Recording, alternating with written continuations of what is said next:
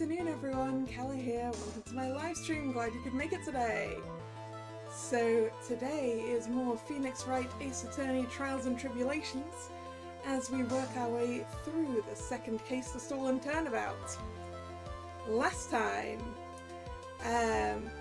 we ended up representing the guy who claims he stole the sacred urn.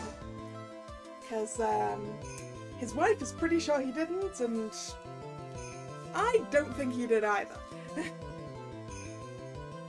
And basically,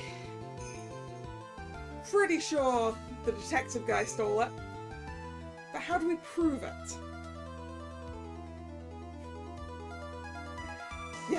Yes, we're representing the Chinevio person who thinks he's a phantom thief. Exactly. Hello Nick, hello Drag, how are you doing? So where we got to is the wife brought in the stolen urn, which was in a bag that we saw in the detective agency and didn't get to have a look inside. But of course the detective is all like, how does that prove I had it? You can't prove that was me. I'm not certain we can, you know? Got to prove that urn was actually in the Acme Detective Agency. So we could testify about the fact that we saw that bag. Will that help? Not sure. Show fingerprints on the urn. Do we have fingerprints? Or I can't prove anything yet.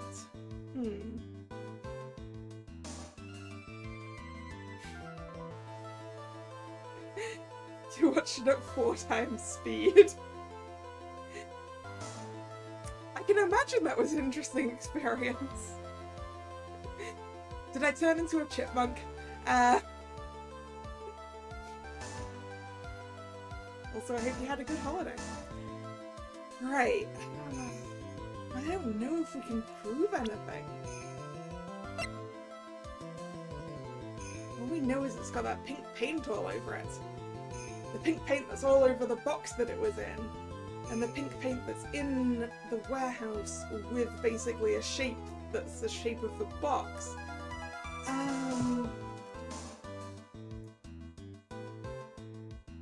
There probably aren't fingerprints on it, right? I'd like to testify about what I saw, I think. Oh, it wasn't quite chipmunks. Alright.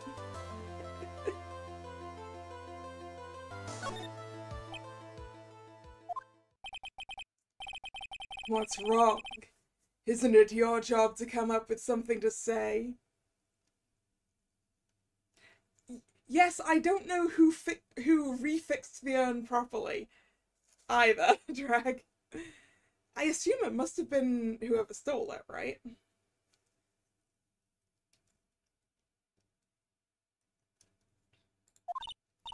Nick, come on! It should be easy to prove. After all, we checked out that bag, didn't we? You're right. I remember doing that. Whatever was in there, it was hard and round and smooth, too. Yes, it must have been the urn! It must have! But I never actually saw it with my own eyes. Acme walked in just when I was about to have a look at it. So even if it was the urn in there, I can't testify that it was. Yeah, you're right! Looks like I was wrong about you, Mr. Trite. Oh yeah, by the way, at the con I went to yesterday, I saw a Godot cosplayer. That was pretty cool.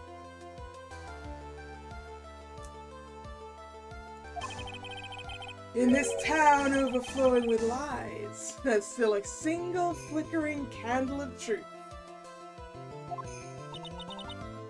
Nicky boy! Well, it's true that I never actually saw the urn. Maybe I can still testify about it from another angle. What about it, Mr. Wright? Have you given up yet? There must be some way. I've got to prove that urn was actually in the Acme Detective Agency. Okay, so testifying about what I saw is not going to work, so it is going to be fingerprints then, isn't it? I can prove where the urn was. By the fingerprints on it. Oh, are we going to wait, is it not necessarily the fingerprints on the urn, but is it going to be like our fingerprints on the bag?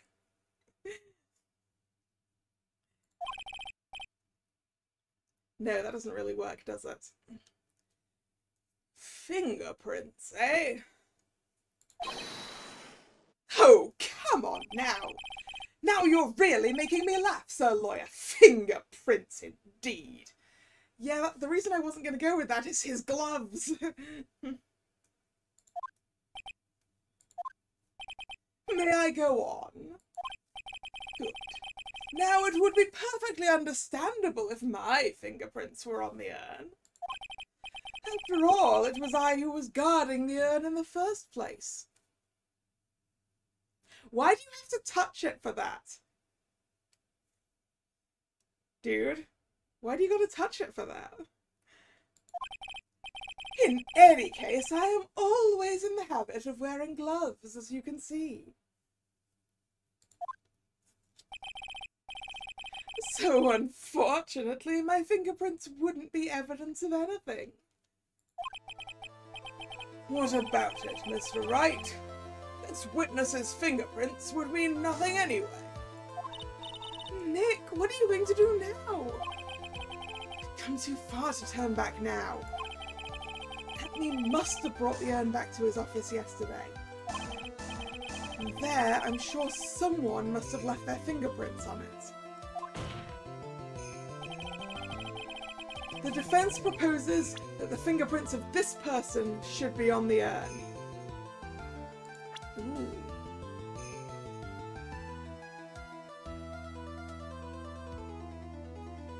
Whose fingerprints should be on this urn?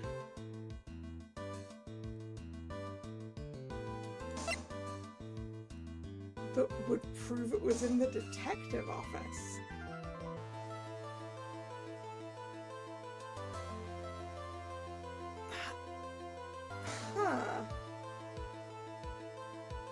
But on the urn specifically and not on the back.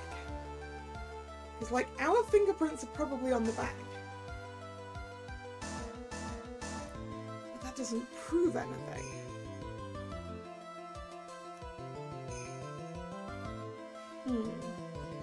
Adrian Andrews' fingerprints should not be on it. Oh, wait. Wait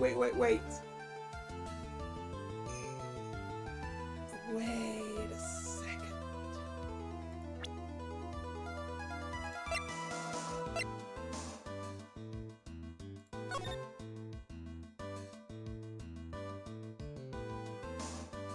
Maybe we just say that the Phantom Thief's fingerprints should be on it?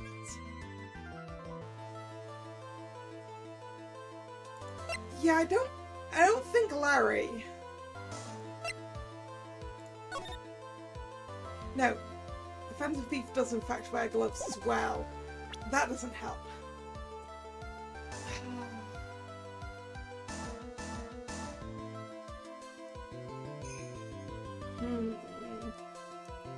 Right, let's... Okay. Larry doesn't make sense. I mean, it would be wild if Larry's fingerprints were on this urn. That would be a what on earth happened there. Godo, no. He's got nothing to do with this. Adrian Andrews. Her fingerprints could be on the urn, but that's not going to help us. If Desiree's fingerprints are on the urn, that's a bad thing. If Ron's fingerprints are on the urn, that's a bad thing. I would love it if Luke Atmey's fingerprints were on it, But as he said, does that help us?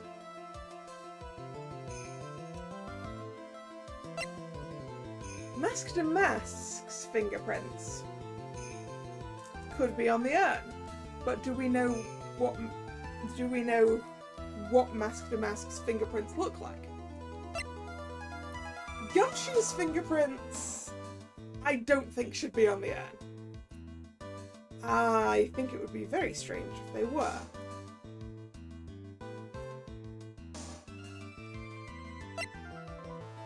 Pearl's fingerprints. Now, Pearl was at the detective office.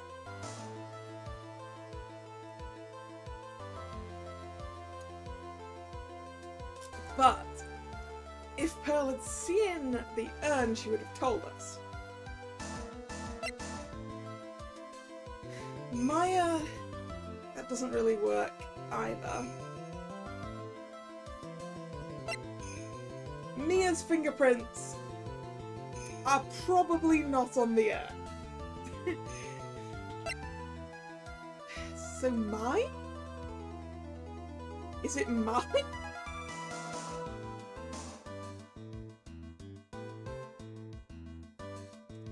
Might be mine.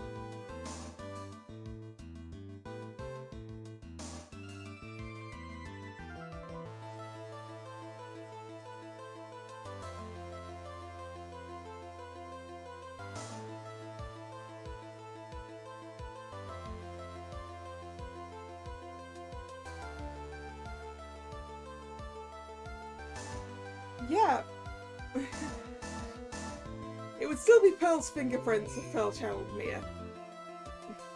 I think the only fingerprints that could reasonably be on this that would make sense is my own.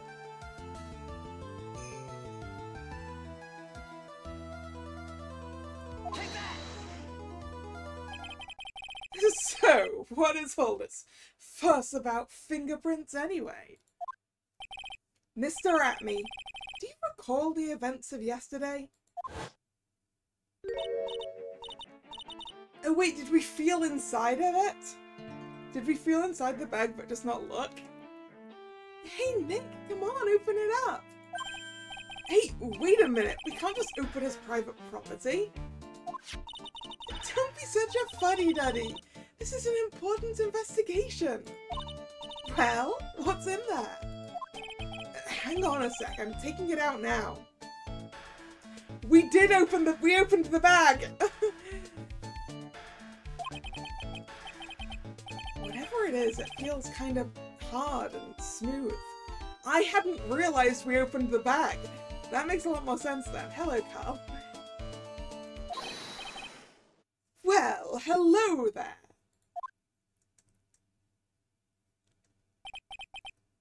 It's true that I didn't get a chance to look in the bag at that time, but I did touch what was inside.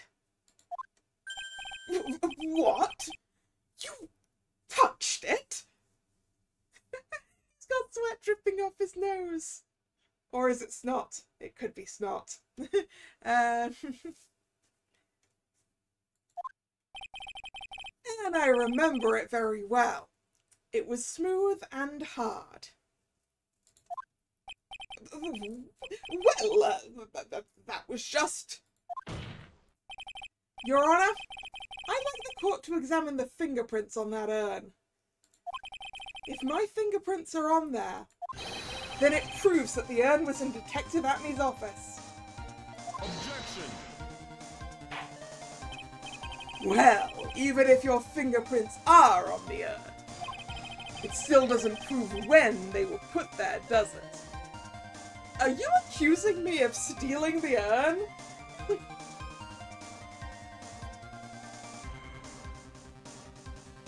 Or are you just pointing out that I have been to the place where this urn was, and therefore my fingerprints could be on there from a long time ago?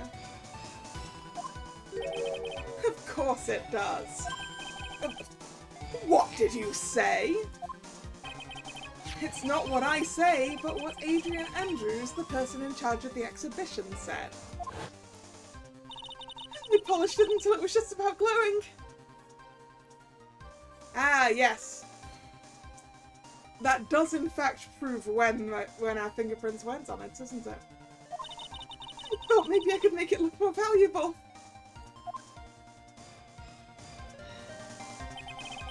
If she polished it that much, she must have removed any and all fingerprints on it. And the only chance I had to get my fingerprints on it after that was yesterday at the Acme Detective Agency. This blend, Godo Blend number 107. I've decided it's a little too bitter after all.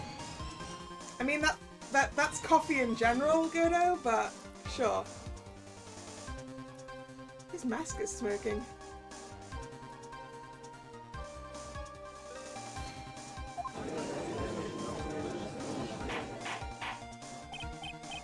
Order! Order! Order! I accept the defense's request. Bailiff, take this urn and... Wait! Wait a moment, Your Honor. There's no need for that. No need, you say? Precisely. I already know Mr. Wright's fingerprints are on the urn. What are you saying? Yes, I've finally broken him down. He doesn't look broken down, Nick.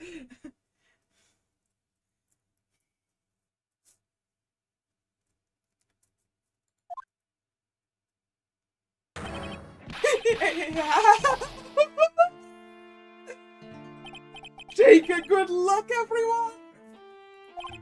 Unable to find a rival worthy of my genius, I was forced to create one by myself. Oh. Is he owning up to being Mask to Mask?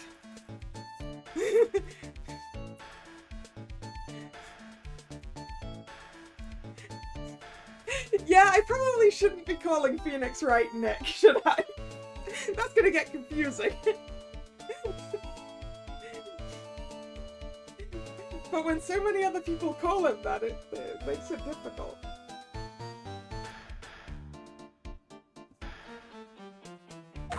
Here I am, the tragic clown! This guy is nuttier than a fruitcake. You see, it was me all along. I am the one and only Mask to Mask. Well, yeah, I figured that out at the beginning, Acme. I hope you all enjoyed my little performance.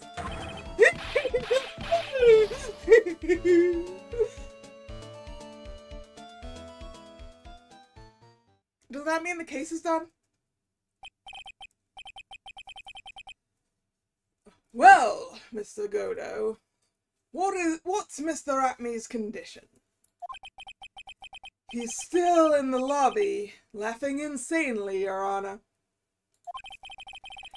I wish I could enjoy the joke as much as he seems to be. Well, it looks like the matter has been settled. I came perilously close to besmirching the record of an innocent young man. Besmirching him with the title of thief. Nick, you were right after all. Yeah, I guess Mr. Delight really wasn't the thief. The court finds the defendant, Mr. Ron Delight.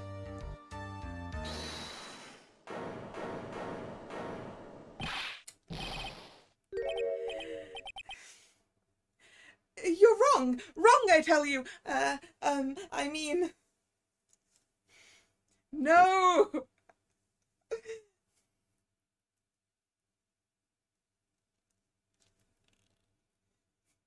How does he have Old Bag's alien costume? Maybe he bought it!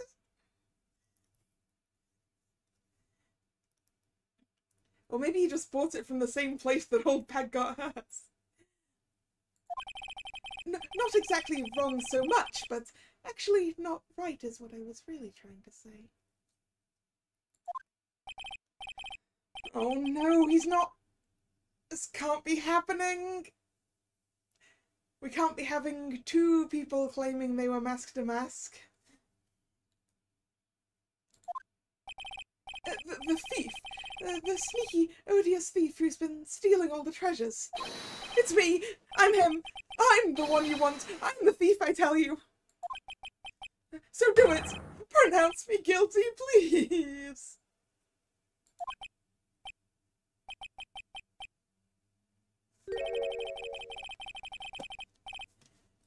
I don't know what kind of a kangaroo court you all think this is, but...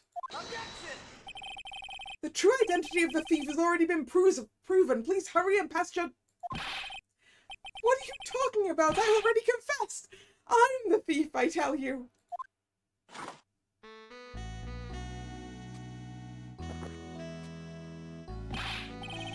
Mr. Godo, don't just stand there drinking coffee! Hey there, Mr. Thief. Yes, sir? If you're really a man, then clean up your own mess. I'm sorry, I'm afraid I don't have any idea what you mean. The music did become chipmunks. Yeah, I can imagine it would.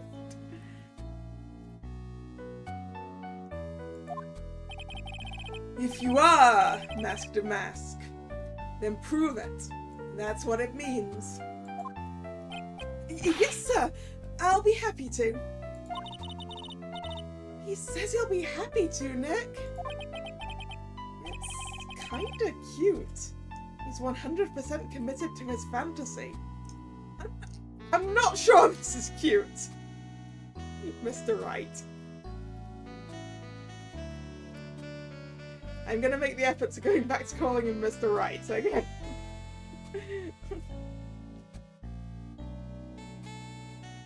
Gonna try anyway. Good boy. Just remember one thing. A boy only gets one chance in his life to become a man. I know that. I won't fail, I swear. Okay then. Talk. We're all listening. Oh well. Let's all listen to this confession. Witness testimony. Mask to mask's identity. The truth is, I've been mask to mask all along. I mean, you can't prove that I'm not actually mask to mask, can you? Actually, I think I maybe can. I don't have an alibi for the night the urn was stolen, after all. I donned my costume that night and dancingly descended upon the scene of the crime. Look! You can see right there in the photo, that's me!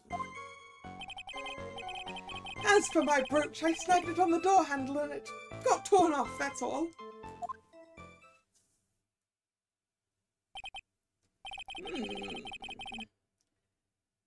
I don't like the direction this trial has taken.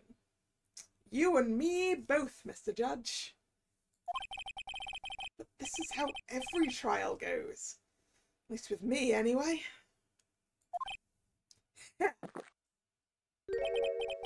You're doing great. Stop it, Mr. Godo. You're embarrassing me. Like I said, you're only gonna get one chance to testify, alright? But if you make it through this with flying colors, I'll keep my promise too. Prosecutor Godo, what did you promise my client? I'll make sure you stay locked up in prison as the one and only true mask to mask. Thanks so much, Mr. Godo. I'll do my best.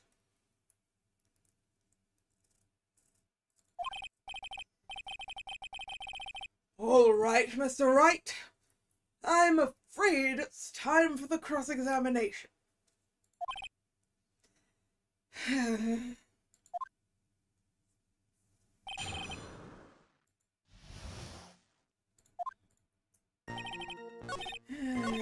don't have an alibi for the night the urn was stolen, do you? I think you do have an alibi, sir.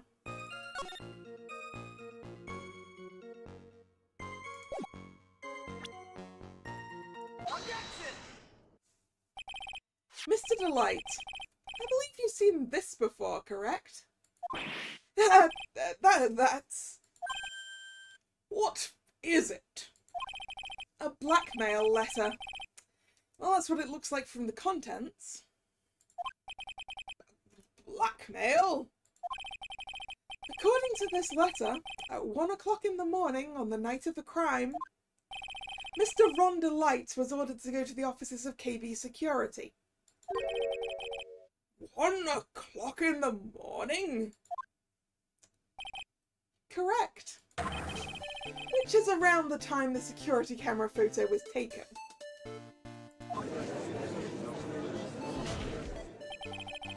So if the defendant was at KB Security at 1 o'clock in the morning, then that proves he has a watertight alibi. Furthermore, considering the distance between Lordly Taylor and KB Security, it would have taken 30 minutes to get there by car. According to Larry, anyway.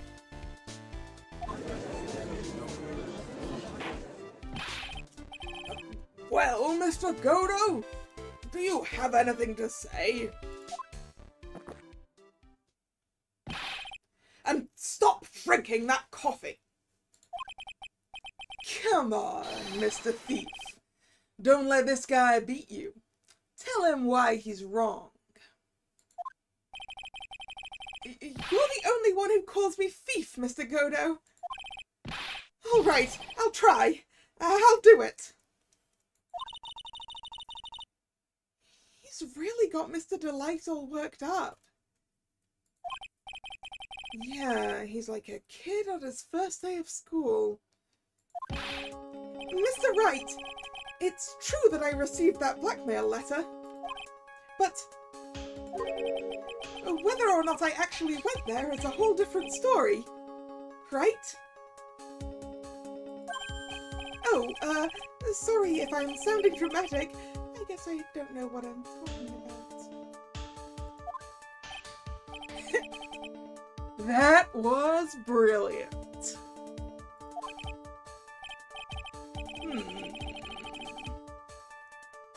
Well, Mr. Wright, it looks like you need some more evidence after all. Stupid kid!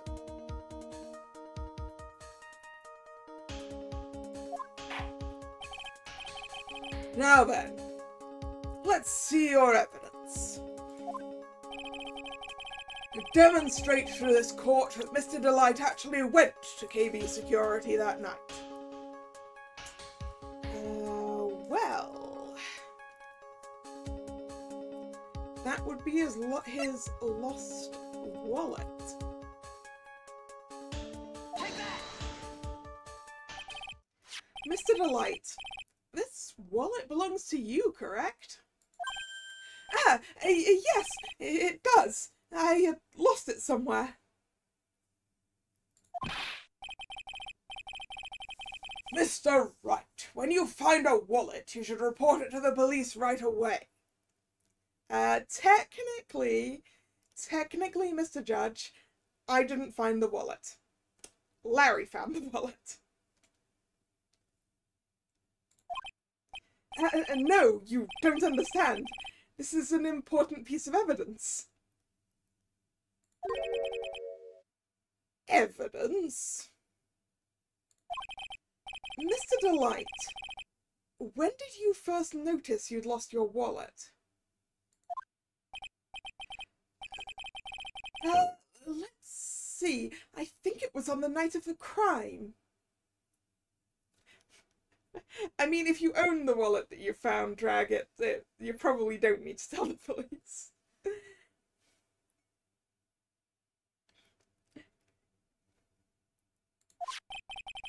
But I know I still had it when Desi and I went out for dinner. This wallet was found at approximately 1 a.m. at the KB Security headquarters. What? Surely you're not serious. Yes, I am serious. This proves that Mr. Delight was, in fact, at KB Security that night. No!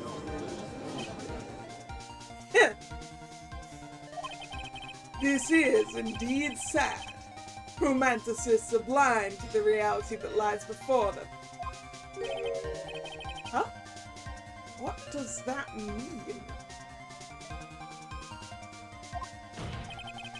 Why did Mr. Delight drop his wallet at KB Security? What purpose did it serve? Mr. Godo, are you suggesting that Ron Delight dropped his own wallet to provide himself with an alibi?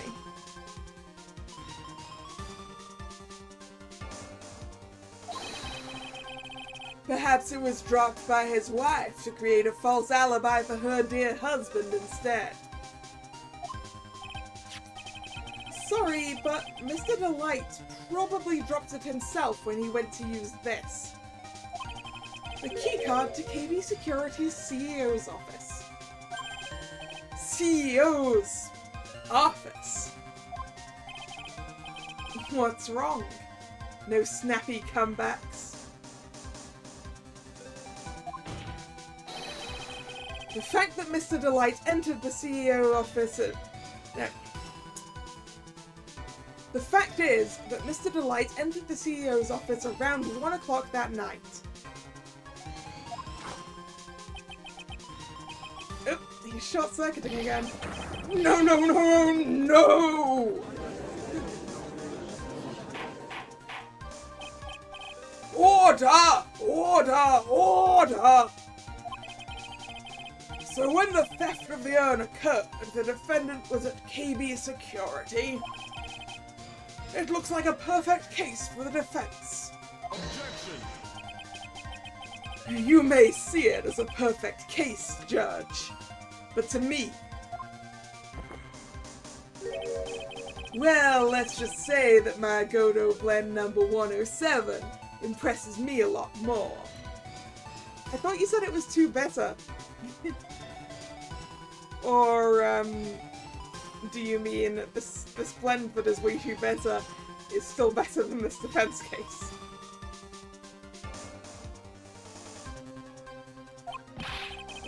What are you trying to say? You say the thief was being blackmailed by the CEO of a security company. But did you actually investigate this CEO at all? Huh? Well, no, I guess not. Accusing a man of blackmail with no proof. Not sure what I think of that. Not sure what I think of that. At least I know what I think of you.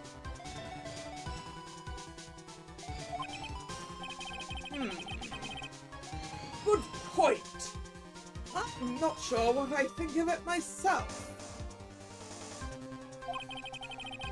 You claim that the defendant entered the CEO's office, but you need at least one witness to corroborate your claim, Mr. Wright. Nick, I think we're going to have to track down the CEO guy. No, we don't have to track down the CEO at all. What do you mean by that, Mr. Trite? There is someone else who can testify. Ah yes, the person that we know was at KB Security that night. Do we really want to bring in Larry to testify though, Mr. Wright?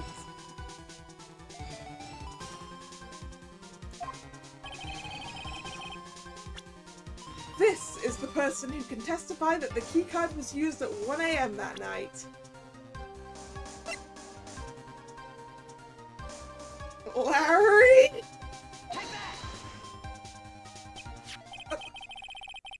Who is this useless-looking young man? His name is Larry Butts, and you've seen him at least twice before, Mr. Judge.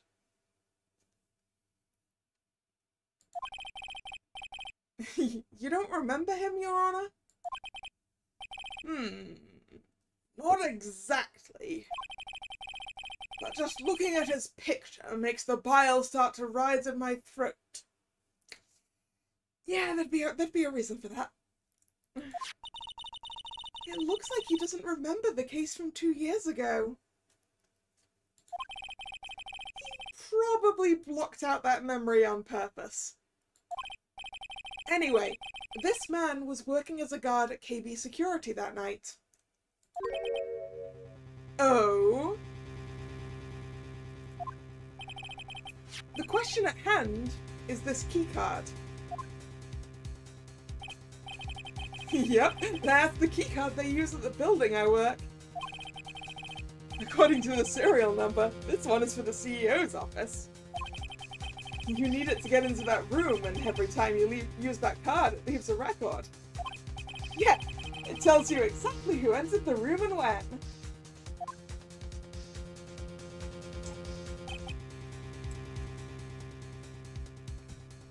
At least Larry got a decent job to pay for all the women he keeps going for.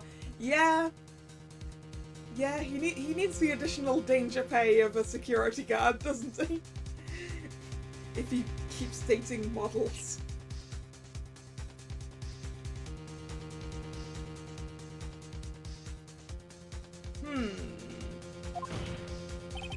As you can see, there's no need to investigate the CEO of KB Security. We should be able to discover the truth simply by analysing this keycard's data. Is the data actually on the keycard though? I thought the data would be on the computer systems.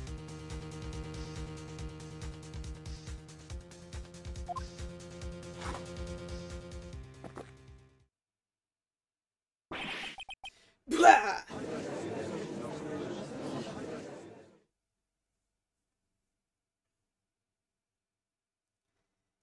Did Godo take a sip of his coffee just so he could spit it all over the courtroom? 'Cause gross.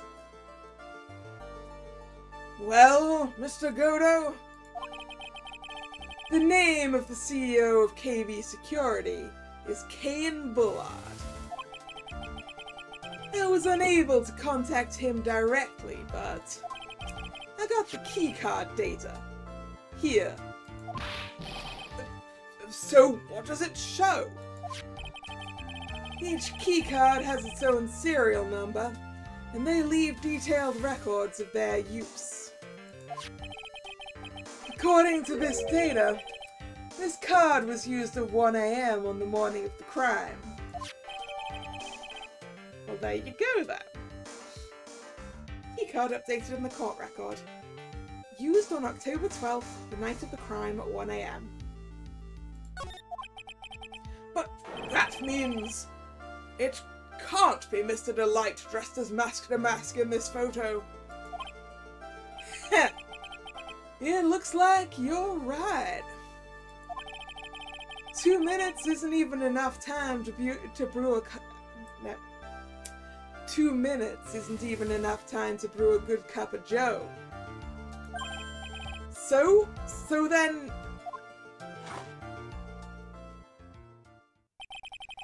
Ron Delight was clearly in the office of KB Security's CEO at the time of the crime. I mean, I have no idea how long it takes to brew coffee, being not a coffee drinker. But a black tea is definitely more than 2 minutes.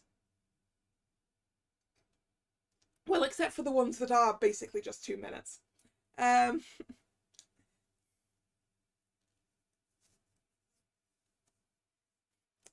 Welcome to the stream, Warm Grapes, who clearly likes Godo a lot. The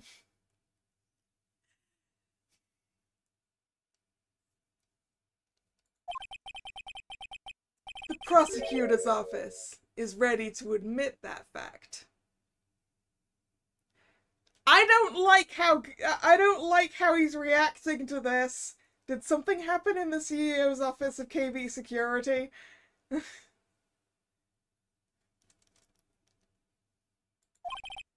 Therefore, it's impossible for the defendant to be mask to mask. Good job, you did it, Nick! That's enough! I came perilously close to besmirching the record of an innocent young man. Besmirching him with the title of thief. Alright, see you in a bit, Nick.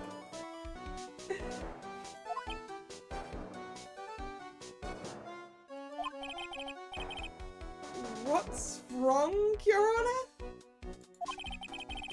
I'm ready to pass judgment, but before I do that, do you have any further objections? No, Your Honor.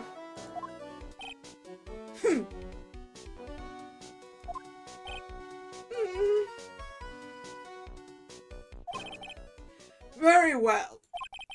The court finds the defendant, Mr. Rondelite, not guilty. That was a quick trial. Court is now adjourned. October 13th, 2:24 p.m. District Court, Defendant Lobby number 4. There goes Kodo's perfect win record. It wasn't a perfect win record, it was a no-loss record, Drag. He didn't have any wins.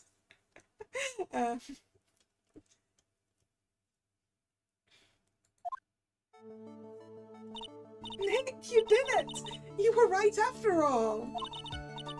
Actually, I'm a little bit ashamed of myself. Nicky boy! Oh, Mr. Light.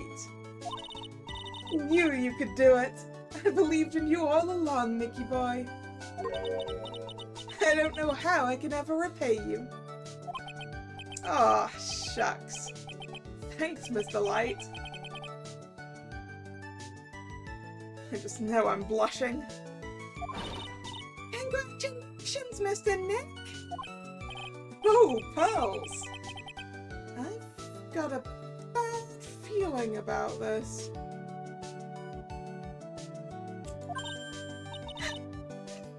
This woman! Oh, she's nobody, she's just, nobody was the wrong word to use there, Mr. Wright. You're blushing! How dare you do this in front of Mystic Maya? You should be ashamed of yourself. I got slapped by a small child. Ouch! She slapped me. Pearly. This woman is Miss Desiree Delight, and she's our client's wife. It's the... Yes? It's even worse than I thought, going behind the back of your own client. No, you got it all wrong. I'll never forgive you. Ow. Double slap. Well, anyway, all's well that ends well, right? We got the sacred urn back, and the thief has been caught. You're so right. And it's all thanks to Nicky Boy here. How many tiny handbags are we going to have? Several.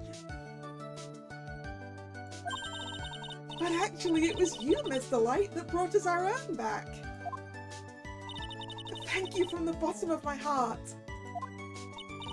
Oh, please, you're embarrassing me. If we won the case, then why does this guy still look so glum? But I'm the thief. Actually, what's the point now? What is it, honey? I did my best for you, Ronnie.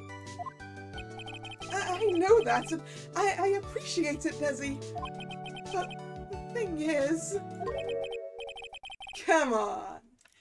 Give the kid some time. He's just got a little touch of the blues. You know about feeling blue, right, amigo? Mr. Godo, what are you doing here? Oh, come on. I just came here to say thanks to my newest buddy. You, Mr. Trite. We're friends now? You threw a hot coffee at my face. I don't think we're friends.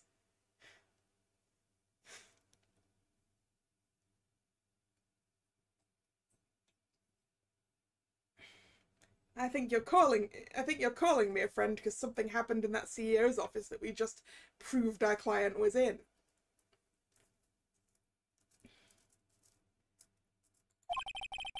Maybe you should learn my name before you call me buddy? Well, playtime is over. Huh? Early this morning, the body of Cain Bullard was discovered. Cain Bullard? Where have I heard that name before? Isn't that the name of the CEO of KB Security? Oh, wait, body? The estimated time of death was 1 a.m. on October 12th. 1 a.m. on October 12th. You don't mean... Yeah, this is why he's calling me buddy, because I did some of his job for him. That's right, amigo. At the same time that a cheap little urn was being stolen, CEO of KB Security was being murdered. So then, what are you doing here? Oh, come on. You figured it out already, haven't you, amigo? Or have you already forgotten about that piece of info I helped you out with today?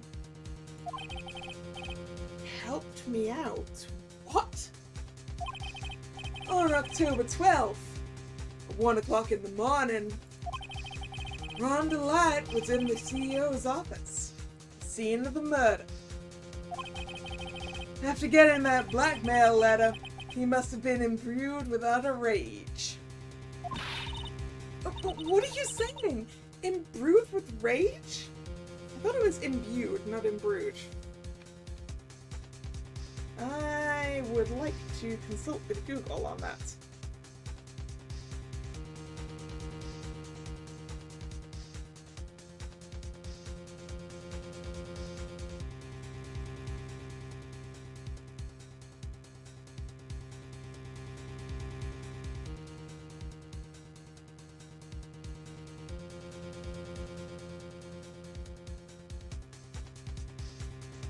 Yeah, I feel like imbued is the correct term here rather than imbrued, but sure, go on, Godo.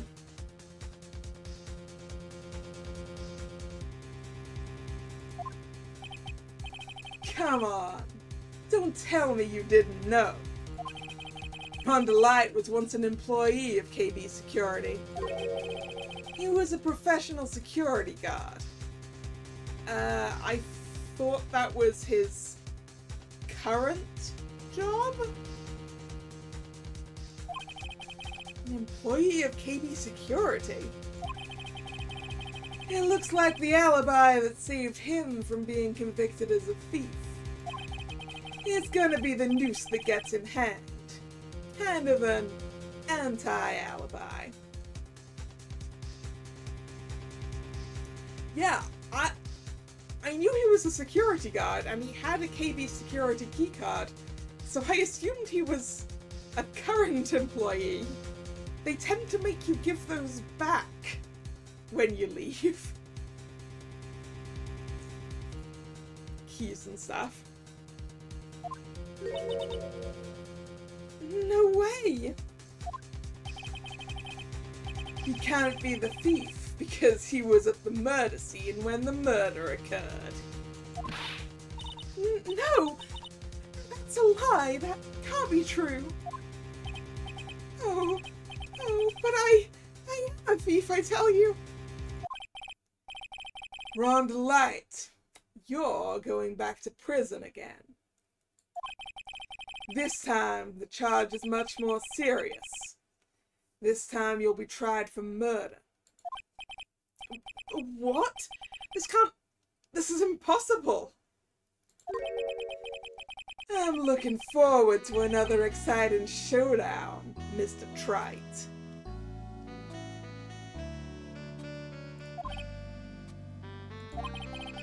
You and I aren't through with each other yet. Surely you won't back down from a challenge. You've never been a coward.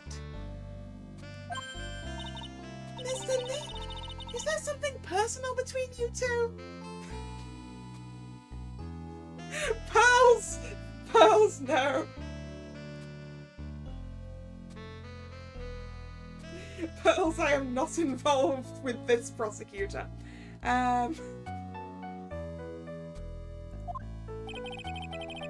Have returned from the depths of hell to do battle with you. At least let me have some fun while I'm here. This guy... Who the heck is he?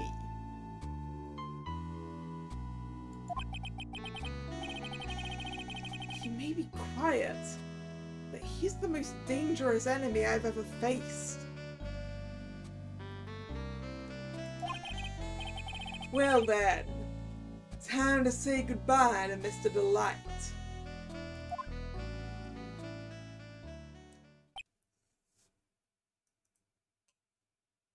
Yeah, our case has in fact been upgraded from theft to murder.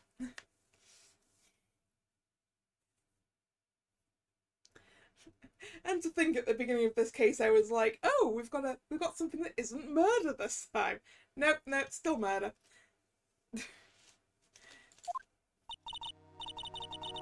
Nick, how could this be happening? Right in front of our very eyes, our client has been arrested for murder. And the one who established his presence at the scene was me.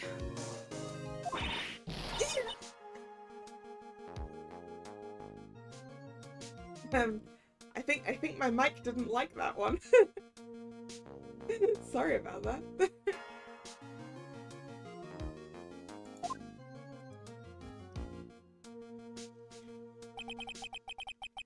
Arrested for murder on the very same day he's declared innocent of larceny.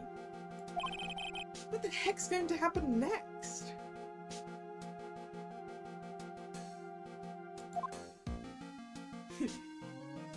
Is he still technically our client? Well...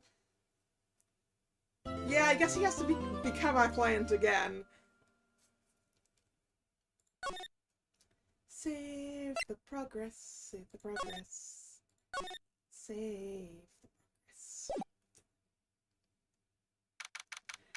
October 13th, 3:02 p.m. Writing Co-Law Officers. You know, I'm glad we found the urn and all, but poor Mr. Delight got arrested again. Well, supposedly, Mr. Delight was in the CEO's office when the murder occurred. No way, Jose, I don't buy it! But the one who proved that Mr. Delight was there was Mr. Nick himself. At least from what I can understand. Looks like you did too good of a job this time, Nick.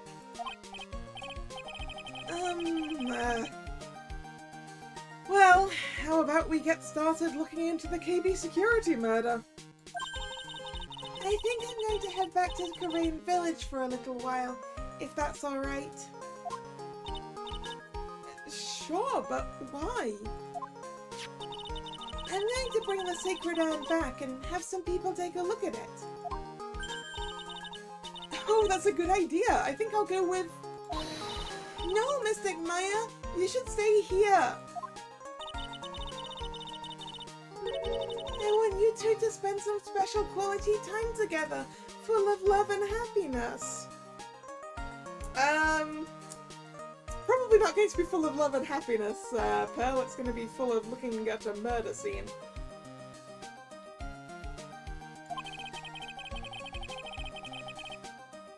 Pearls is so caught up in her fantasy, she forgot there's a murder to solve.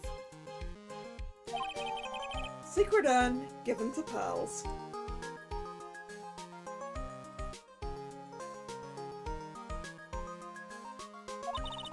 Now remember, no fighting, okay?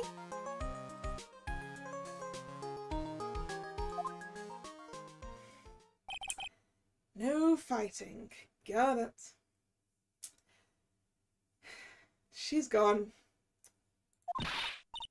Okay, Nick, time to get going on this murder investigation.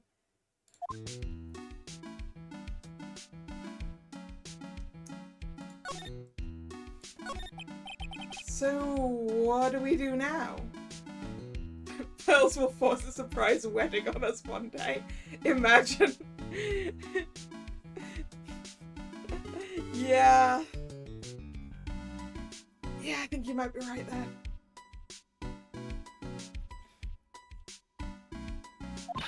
Isn't it obvious? We should get out there and investigate the murder. Well, first we need to find out exactly where KB Security is located. Hey, why don't we ask Mr. Light? She should know. Besides, I want to ask her some stuff about motorcycles. Motorcycles? You're not thinking of getting one, are you? I'm not the same little Maya who used to be happy with her dinky little bike, Nicky boy.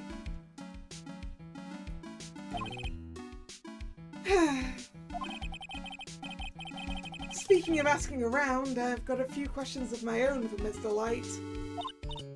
Okay, well, let's make sure to go to the detention center too. You must be relieved we got the sacred urn back, right? You bet! But there's something a little different about it. Don't me. It's pretty obvious, isn't it? I mean, take a look at this. It clearly says I am on the urn in the poster. But the urn we got back says Amy, like it always used to.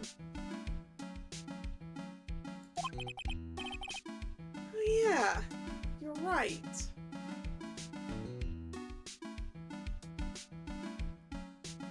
It also looks like there's less cracks within the M.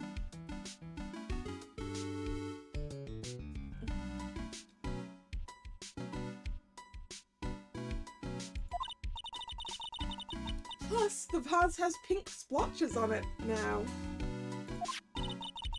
I'm sure they weren't there before. Maya doesn't know, but 1 year ago when the urn was broken, the repairer accidentally turned Mr. Gammy's name into I am. And that repairer was one mechanically unskilled little Pearls. Wasn't the vase also not purple before? That's a good question, isn't it? Yeah, that's black and white. We don't even have it to look at anymore. I don't remember what colour it was. But still. I don't remember ever seeing pink splotches on it.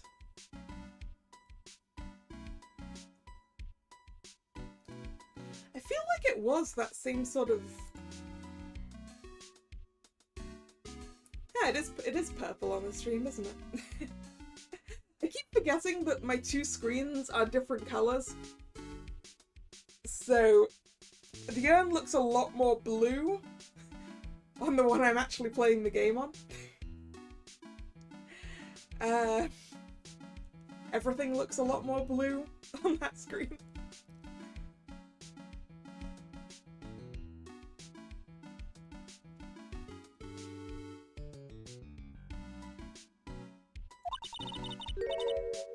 Is it possible that urn is a fake? I'm sure Pearls will find out about that once she gets back to Karain Village. Yeah, I suppose. Now that I think about it, Maya hasn't been back to Karain Village in a long time. So I guess people still go to Karain Village to do their training, right? Yep.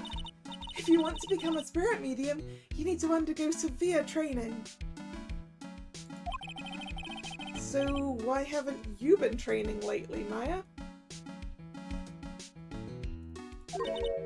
Well... lately I've been thinking of heading to a channeling dojo to do just that.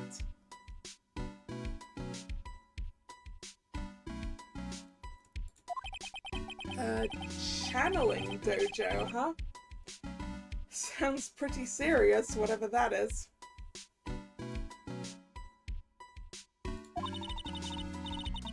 If you're going to train, you have to be serious.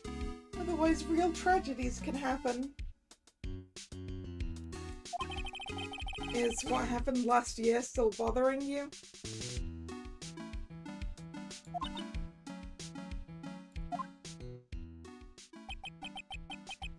That murder in her village happened because the power of channeling was misused.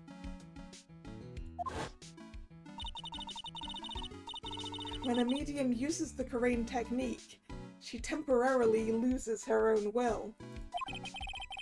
So, when an especially strong spirit is summoned, the spirit medium can get taken over and even forced to commit terrible crimes. Yeah, but that's not actually what happened though, right? What's worse, in those cases, the spirit medium has no memory of what happened.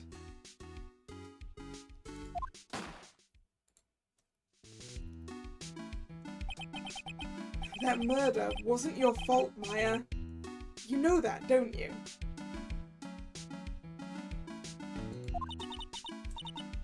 I suppose not, but... it is a similar shade of blue.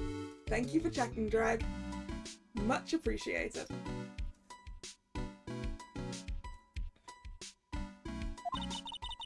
I guess I'm still a bit shaken up. That's all.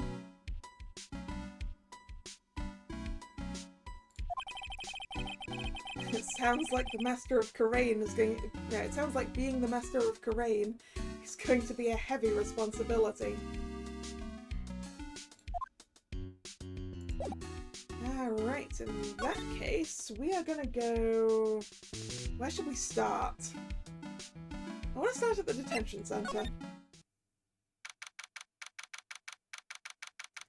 October 13th, detention center visitors room. I already told you it's not me!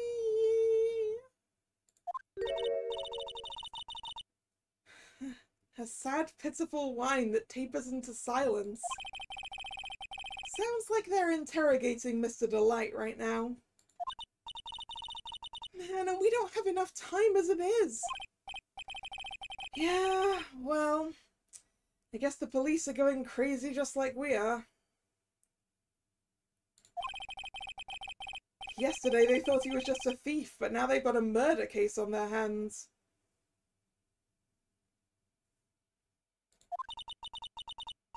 I guess you're right. That guard over there looks a bit on edge too. Come on, we'll just have to come back later. Okay, let's go check out some other place, Nick. Well, in that case, let's go talk to his wife.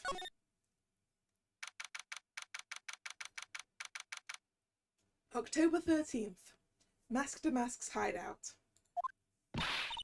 Oh, Nicky boy! Maya! Mr. Light. All I wanted to do was help my dear Ronnie. Yeah, but I guess it ended up hurting his case. Don't say that, Nick! She doesn't need your help beating herself up. Hey, Nicky boy, please! Please help Ronnie! He's not a killer, I swear! My Ronnie wouldn't hurt a fly! Well, it's true he doesn't seem like a murderer to me.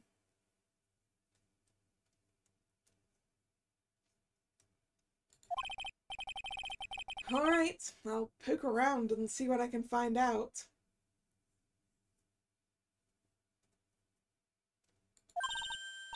Really? Are you serious? Oh, I'm so happy! I knew asking you for help was the right thing to do. I don't know what I can do to help anymore. I had no idea Mr. Light had such a vulnerable side.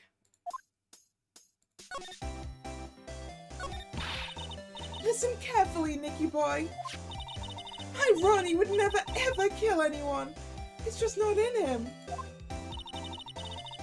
don't think he would either, Nick. Yeah, but you have to admit he's got a bit of a temper to him. It's not that hard to imagine him just snapping and screaming, "Please die!" He would never say that! Anyway, Mr. Light, he might not be a killer, but he's still going around saying he's a thief. I already told you, that's just a fantasy for him. Mr. Light, I hate to say it, but you're the one living in a fantasy world. What? How dare you say that to me, Nicky boy? I know everything about my Ronnie. We don't have any secrets between us. Ronnie isn't the thieving type. He's so honest that he wouldn't even sneak a nap. He's so honest he wouldn't even steal a glance. The thief. The very idea. I guess I just don't get it. Huh? Get what? I just can't understand how they can be so different and yet be such a happy couple. Yeah, they sure are different. Come on now, Nicky boy. It's not that mysterious, is it? It was love at first sight. For me, anyway. What? For you? Alright, I want to know. So was it really love at first sight when you first met Mr. Delight? Well, maybe not at first sight, but Ronnie saved my life. Saved your life? I was at work one day when two robbers suddenly rushed in. Well, I'm not the kind to just curl into a little ball in the corner, so I fought back. Robbers? Yes, they took me hostage. I was so frightened. They were both carrying these huge knives, and I broke down into tears. Yeah, I would too if I were in that situation. Oh, I think I get it. Did Mr. Delight come running to save you? Yes, exactly. I remember he looked so handsome in that guard uniform of his. He went right up to those two knife-wielding robbers and screamed in their faces. Stop it! He screamed. I could see the robbers' faces turn pale. That high-pitched shriek of his does have a surprisingly strong effect on people. Then, crying and swinging his arms like crazy, he attacked the two robbers. All by himself. He came to save me, a total stranger, all by himself. He was so scared that he was crying and shaking, but he still risked his life for me. Wow, that's a great story.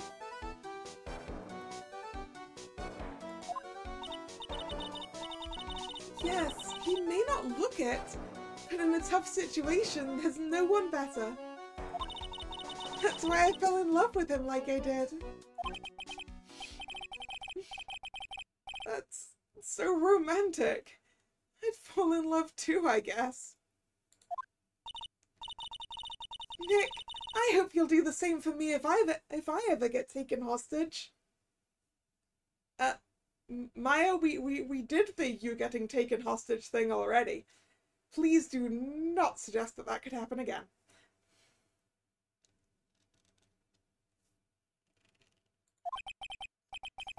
With Maya, that possibility always seems to loom in the not so distant future.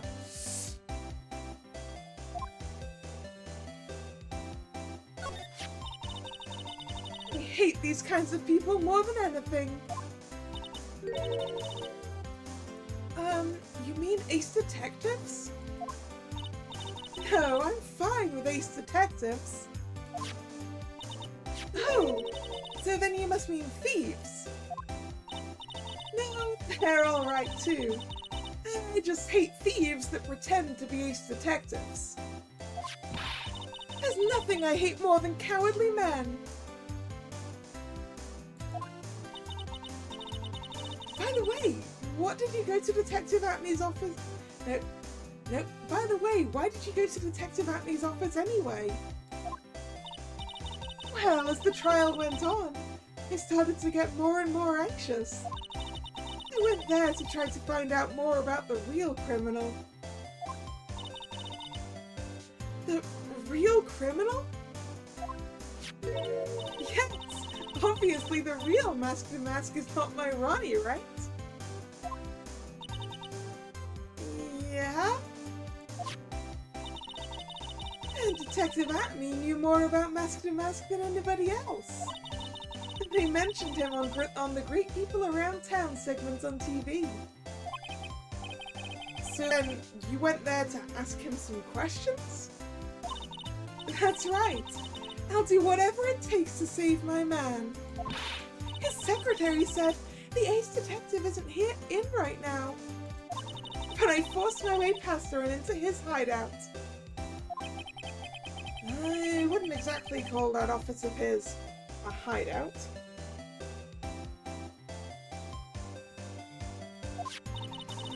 That bag was sitting right there in front. That bag was sitting right there on top of the table. Oh yeah, we saw that bag there yesterday too. There's nothing lower than someone who would try and pin a crime on someone else. Yeah?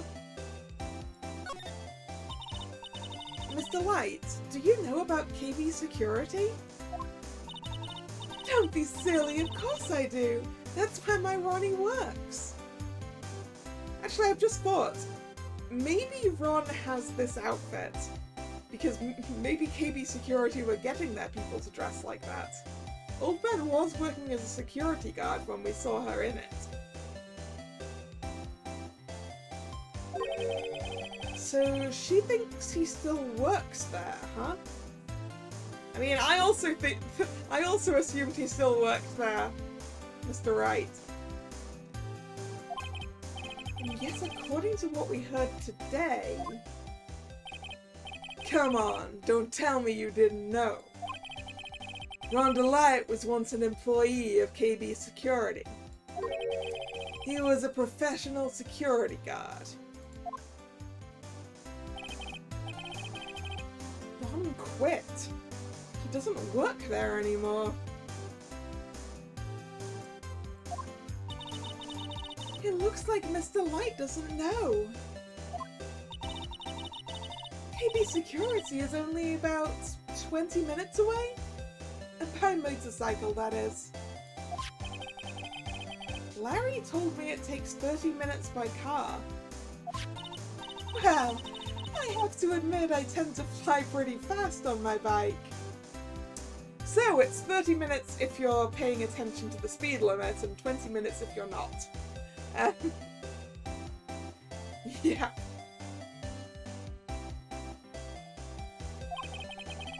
To make it to KB Security that fast, are you sure you aren't literally flying? Yeah, I guess that means that effectively,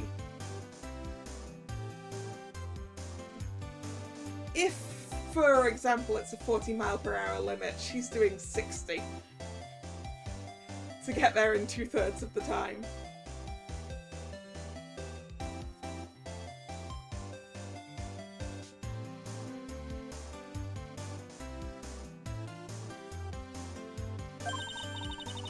Why don't I give you a ride sometime? Or better not, how about now? No, I'll pass. Thanks. Why don't you just tell us where it is and we'll go ourselves? What a scaredy cat you are, Nick. Mr. Light told us the location of KB Security. Okay, let's head over there right away, Nick.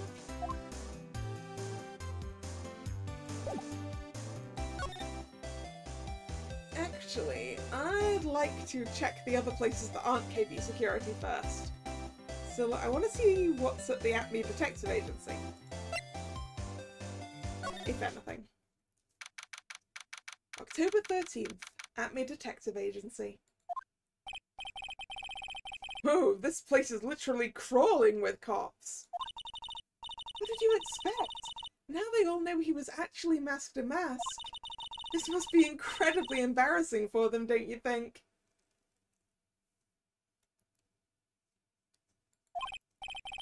Yeah, I guess they're trying to make up for it by tearing the place apart. Hey, I just noticed. Gumshoe is nowhere to be seen. Well, he is a homicide detective. He's probably working on the murder case. But wasn't he in charge of the mask investigation all the way up to yesterday? Well, a murder case is a lot more exciting, isn't it? He'd say something like, "There's nothing like a good murder case, pal." Points for the quality of the impression, but I'm not sure Gumshoe has bloodlust, Maya. We looked around as everything, didn't we? Is there anything? Oh, we actually can't examine anything in here. Guess the cops are in the way. Let's go check in with Adrian Andrews. October 13th, Lordley Taylor, Main Exhibition Hall. I was about to say, maybe she'll feel better for knowing who actually did the thieving. But then again, given that she hired the guy, maybe not. The Treasures of Corrine exhibit is all ruined now.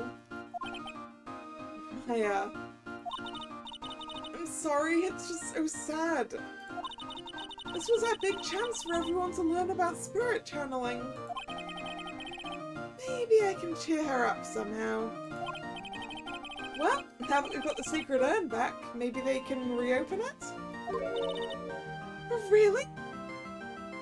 I mean, maybe it'll have more visitors. If the visitors know that it was stolen once. Isn't that why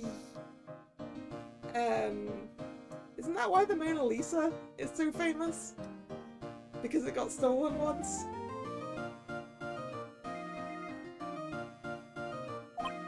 Sure, maybe we can label it the Urn of Mask to Mask's Desires. That would probably attract a lot of attention. Whoa! Whoa, whoa! Nick? We could clean up and be filthy rich! Wow, that was surprisingly easy.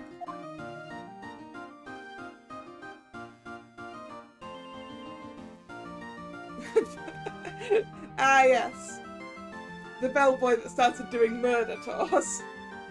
Hey, apparently it worked for that hotel.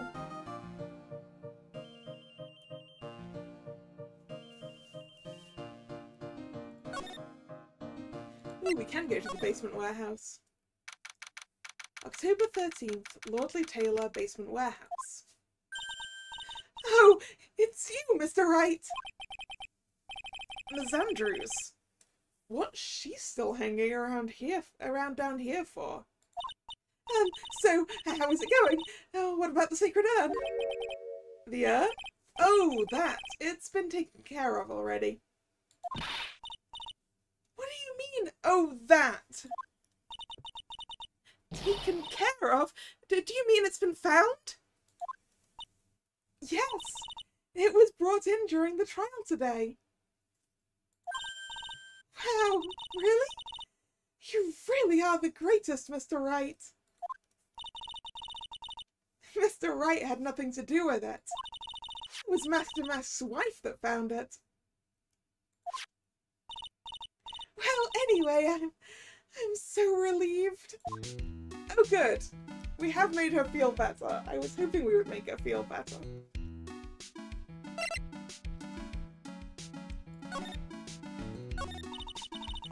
I just heard all about it on the news. So that detective was actually the thief all along. It looks that way right now. It's my fault. I'm the one who ended up hiring Damask to guard the treasures. Don't blame yourself. You were just doing your job. Hey, Nick, if she wants to apologize, you should let her. So, when was it that you hired Detective Atme again? About 20 days ago. And when was it that Mask Damask's calling card arrived? That was about 10 days ago. So he sent a calling card to the very place he was hired to guard. I guess that's it then. Detective Atme must have really wanted the sacred urn after all. I guess so.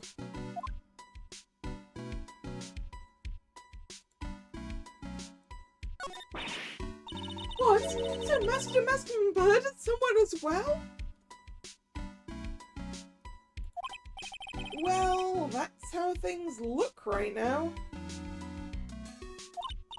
Yes, but I thought that he was here stealing the urn at that time. Well, we're talking about a criminal mastermind, so anything is possible. Ooh. Wait. Wait. Detective Atme set up the security camera stuff, right? Are we sure the timestamp on the security camera photo is the right time? Did Detective Atme also do a murder?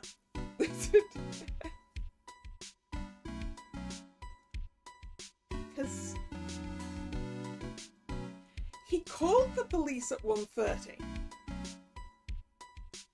Takes 30 minutes to get from there to here, or 20 if you're speeding. So maybe Detective Atme did a murder and a theft. Although the question is, did he have any reason to do the murder? And I don't know what the answer is. Nick, let's get down to business already! On the night of the theft, did you notice anything suspicious about Detective Atme? No, I couldn't have. After all, he was hidden the entire time. I never even caught a glimpse of him. He claims that's the way he always operates.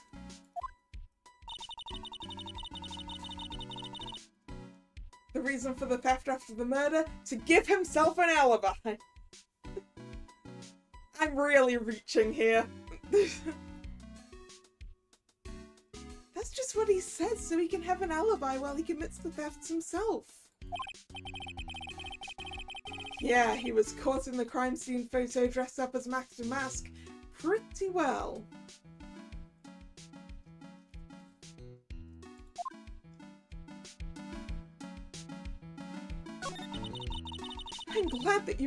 I'm so glad you got your sacred urn back. Yes, but there's still something that bothers me about it. Oh, what is it? I'm not exactly sure. But somehow the urn that came back seems different? Really? You wouldn't know anything about that, would you, Miss Andrews? I don't know anything. Why would I? Ah. I think we know who refixed the urn. Cyclops?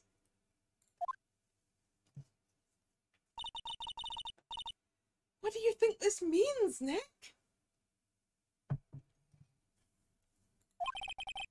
It means that the person that holds the secret to the mystery of the sacred urn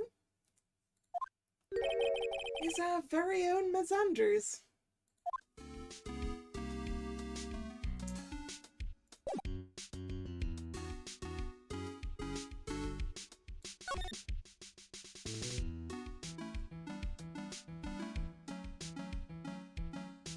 All her polishing must have made the original colour come back. Yeah! Yeah, she could have removed centuries of ingrained dirt. Maybe that's why the colour's different. That pathetic looking wooden box. This is the same conversation about the box. Man, I was hoping we could just actually pick up it as evidence. Detective Atney said he got hit on the back of the head with this by the thief. But that was obviously a lie. Because it turned out that Atney was the real thief. It's still hard to believe. It looks like Adrian feels really bad about it. I'm going to take full responsibility and fix that sword myself. I know I don't look it, but I have complete confidence that I can fix it right up. I promise I'll fix it so you never knew it was bent in the first place. Please be gentle with it.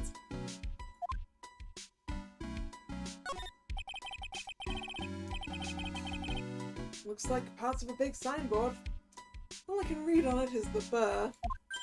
Ha! I've got it! Maybe it was supposed to say hamburger. Yeah, we have had this conversation before. Spaghetti. Spaghetti doesn't have burr in it.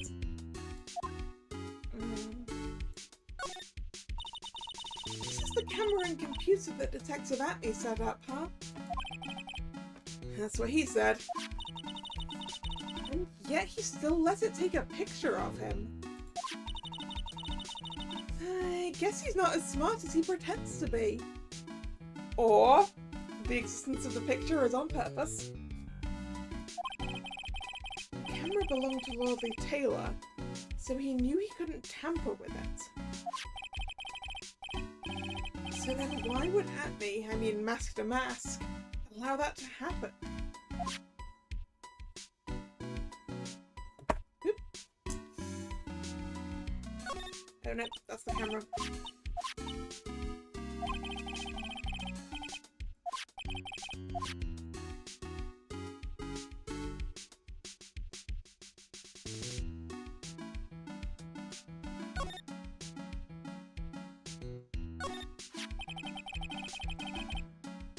Looks to me like it's been dry for several days.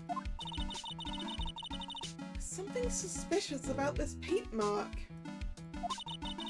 The bottom left part of it is shaped oddly and it's shocking pink. Yeah, I don't see how the colour of the paint could be relevant. I just want to have this as evidence. Darn it! Alright. I guess we track our way back. And go to the CEO's office. Actually, before we do that, I need more water.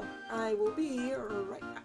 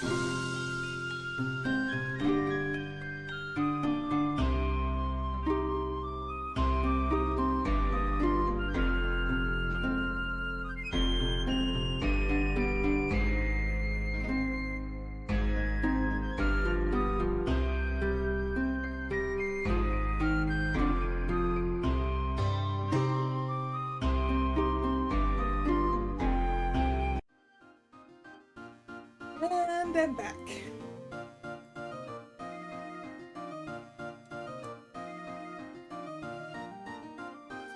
Let's go to the CEO's office at the security place. That is one giant safe. And a big red button.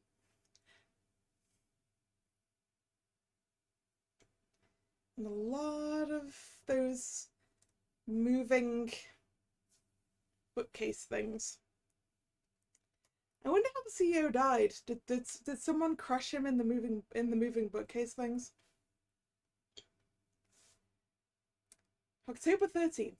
KB Security, CEO's office. Nope. Judging by the tape that I just saw, someone crushed him in the safe.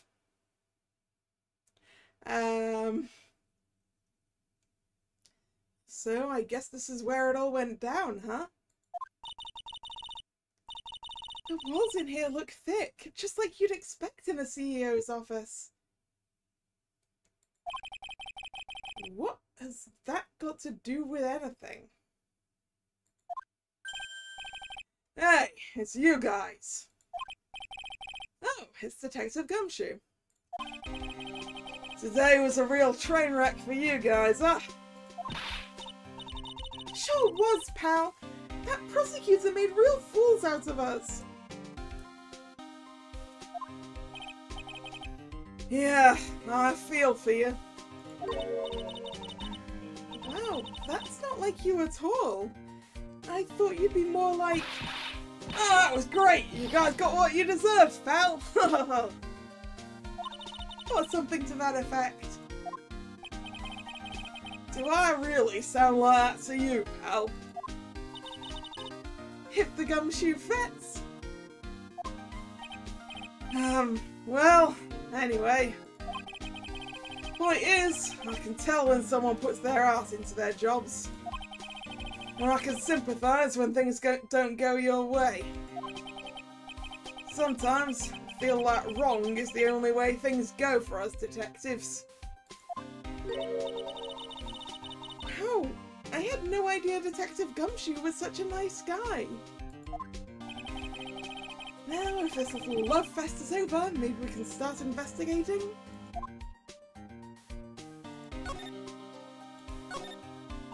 Detective Gumshoe, tell us what you know about the murder. Okay. The thing is, I'm really not supposed to. Hey, come on!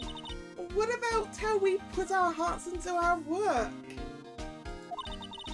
Things are really working against us right now and we need help. Okay, I'll tell you. Just don't start crying on me, okay, pal? Okay, I won't cry on you, pal.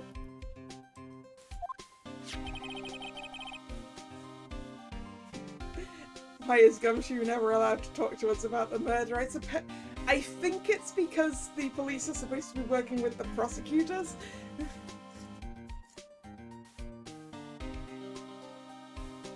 The victim's name is Kane Ballard.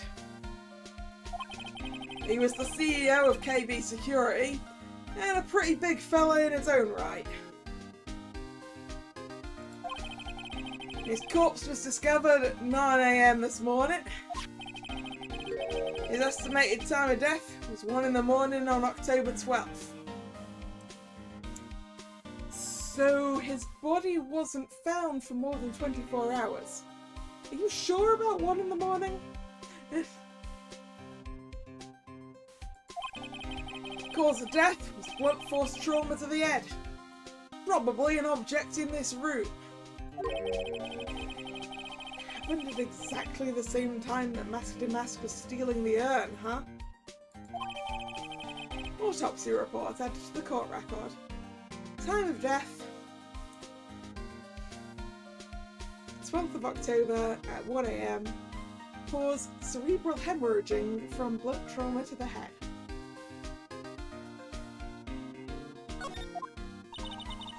So, why did it take almost an entire day to discover the body? There's a good explanation for that one. Bullard's body was stashed away inside that safe. Oh, so someone whacked him over the head and put him inside his own safe.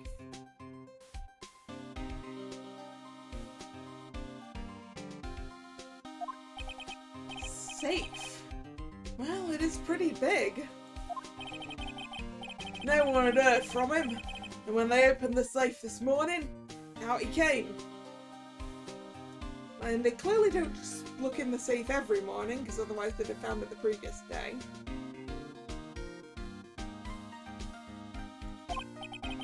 Oh, so the body fell out. That white string must be the shape from when he fell out.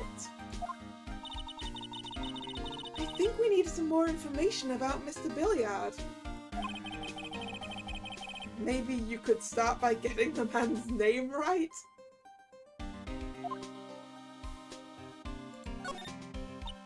So, what happened to Mask to Mask? He's at the detention centre, screaming like a madman. Investigate me again! He keeps yelling. No, I didn't mean him. He's not the real thief anyway, right? Oh, you mean that detective at me? Oh, that was great. That guy got what he deserved. Now that's the detective I know and love. Think about it. Acme was always around when a calling card showed up. But he always mysteriously disappeared when the ice took place. I was hiding at the crime scene. Yeah, right. That's the lamest thing I ever heard. That's how you just knew he was the thief. Yep. I'm with you on that one, Gumshoe. I pegged him as the thief almost immediately. That would explain how he was able to retrieve the stolen item he keeps bragging about. Yeah, he just did that to make himself look like a real detective. That's all. There's this one thing I can't figure out about his first heist.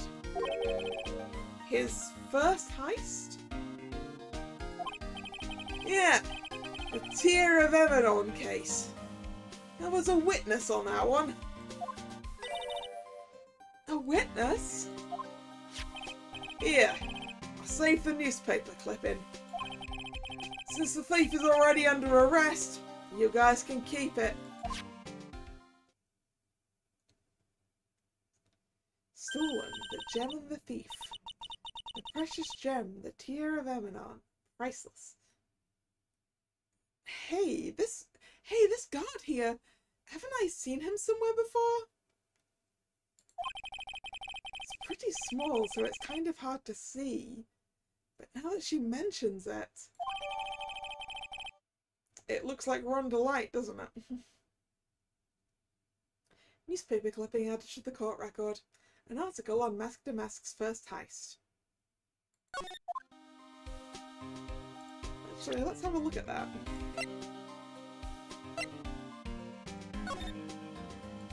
I can't get a closer look, huh?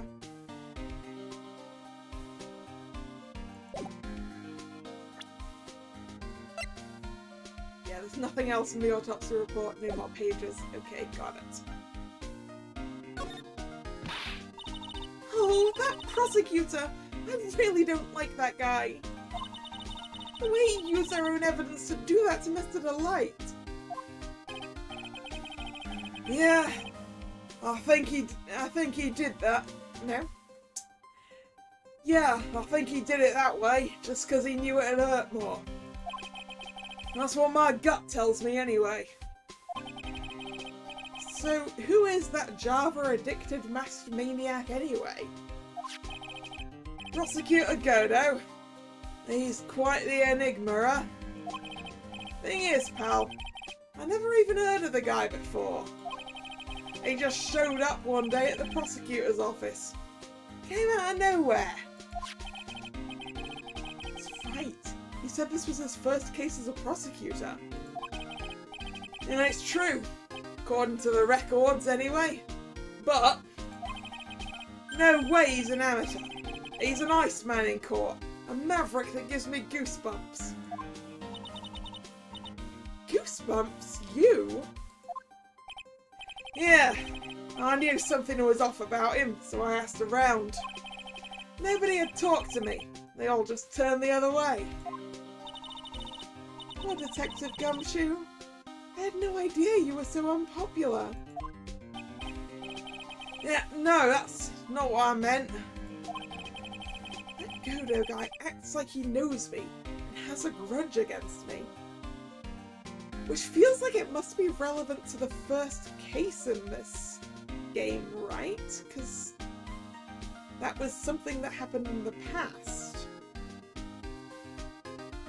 So, like, is he someone from that case? Yeah, he also got Edgeworth's praise somehow.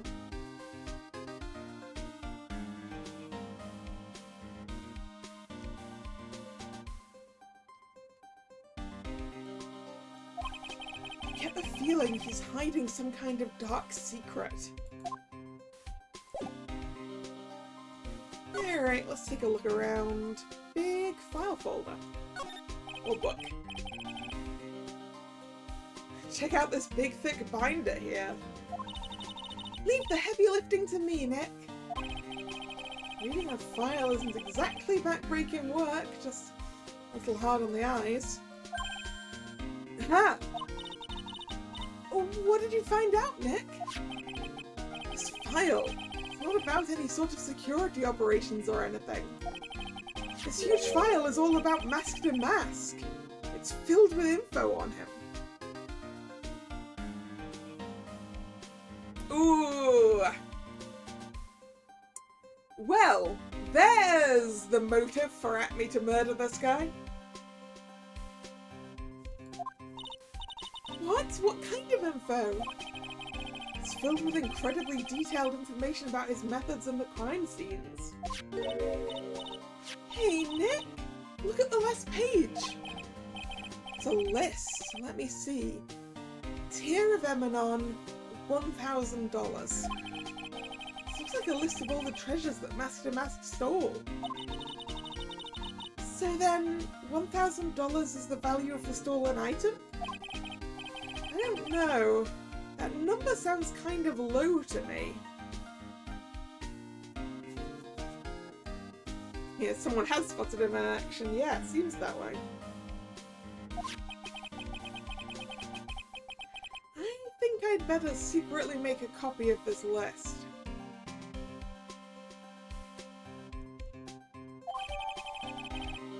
Kane's list added to the court record. Found on a table at the crime scene.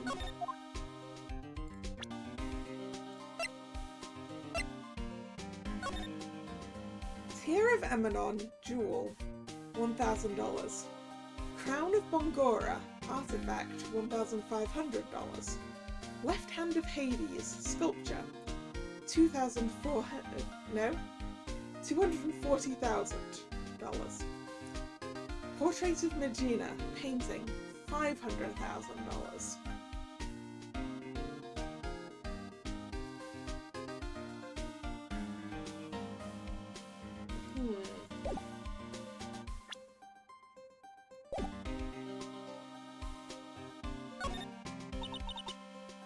This rope.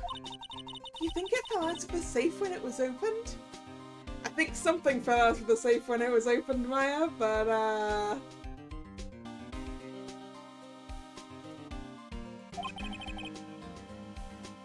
don't think so. So you mean... Yeah, I think the string shows where and how the corpse was lying. You mean... the victim? He was killed by being crushed by the safe door? Ah yes, the thing that was my first instinct when I got here.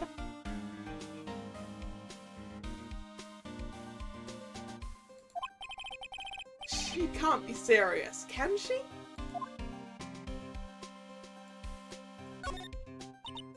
Oh, think about it. A dead guy was laying in here all night. Yeah.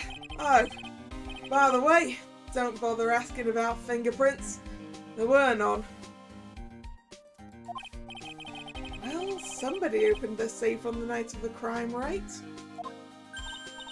Yeah, and so? Well, if Mr. Bullard's body was hidden in here, it must mean that it was opened by either the killer or the victim, right? And then closed by the killer. Yeah, I guess so. I got some bad news for you, pal. Are you ready? Okay. Shoot. Opening this baby is no piece of cake. There are only a few people who know how to open this safe, pal. Yeah, and everyone that knows how to open this safe has airtight alibis. I checked. Everyone except one, that is. I'm almost afraid to ask. Former security chief, Rhonda Light. He was former security chief, not just a security guard. What? Rhonda Light? He was a security chief? Ron. So he knew how to open the safe, huh? Yeah. Sorry for raining on your parade there, pal. I guess I'm not allowed to look inside the safe, huh? Wow, look at that huge framed photo! Tall mountains rising majestically against a dark and cloudy sky. There's a title written at the bottom of the photo. The greatest sunrise of my life. This is it? This was his best sunrise? Either this guy didn't get out enough or he had rotten luck with the weather. Maybe if he had lived a little longer, he would have seen some better days.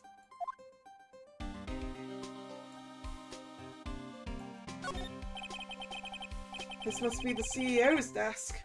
It's a lot simpler than I would have thought. Hey, that looks like a super soft chair. Let me try it out just for a second. Oh, nice! I feel just like a CEO. Hey, you! Whip me up a cup of some really expensive import tea and some scones. Move it! This is the life. The victim sat in that chair just before he was brutally killed, you know.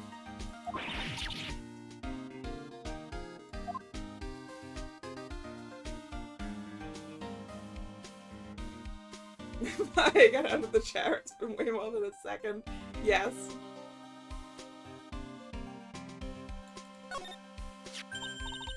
Oh, there's a button here.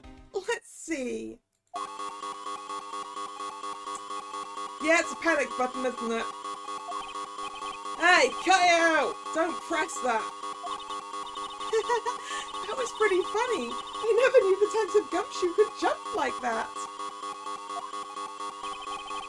What is that button anyway? It's an emergency buzzer. It says right there on the panel. Oops, you're right. It was written right there. Nick, how many times have I told you to read the instructions first? This alarm's connected to the basement guard room. It's used to summon security up here. Really? Then it's possible on the night of the crime? Oh, so when the CEO was attacked, do you think that maybe he pressed the buzzer? Yeah, I thought about that.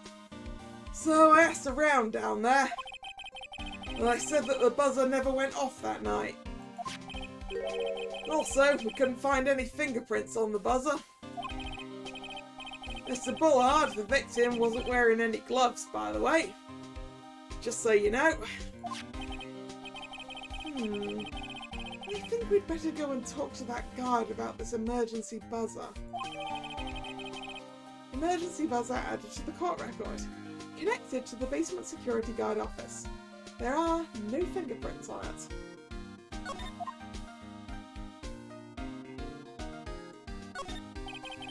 These look like some kind of bookshelf rolling cabinet hybrid. I can't get in between these shelves! Don't strain yourself trying. It looks like the shelves are controlled by a special panel. I was going to say, these look like the shelves in the stacks at my university library. Which you could open and close depending on which bookshelves you wanted to look into. Although these are more high-tech, because there's a keypad there.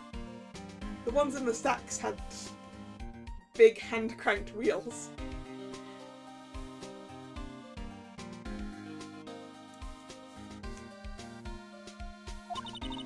So I guess it's one shelf at a time, huh? Looks like they're filled with bunches of files. Yeah, files filled with data about security jobs they were hired to handle. It'd be a good night's reading, if you've got insomnia.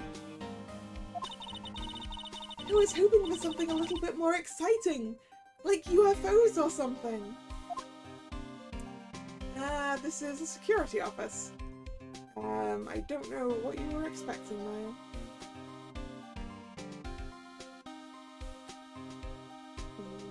That looks like everything right now. We don't have anything else to talk to. Do we have anything that would be useful to present? I need to ask about this office keycard. This is proof that Rhonda Light was here at the crime scene when the murder happened. His wallet and this keycard, huh? I think we need to ask Mr. Delight some more about those two things. Yeah, probably. To the security room! Is the security guard Larry? The jacket on the wall suggests maybe. October 13th, KB Security Security Guard Office. Wow! This is really something else.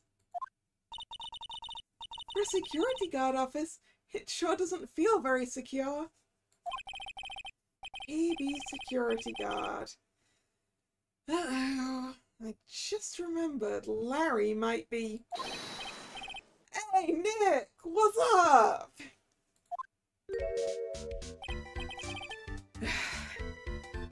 So, he is here. Yo, how's it hanging, dude? And you got my sweet little Maya with you, too. Hi, Larry. Here I was, working my fingers to the bone. And in walks an angel. I've got no problems with a daytime date. It's all good. You're at work, Larry. You're at work. No, that's not what we're here for. We're investigating the Ballard murder case. Oh yeah, that's right. You're a lawyer, aren't you? He is so hopelessly clueless. Well, if it's about the murder case, boy have I got some good info for you. Really? What is it?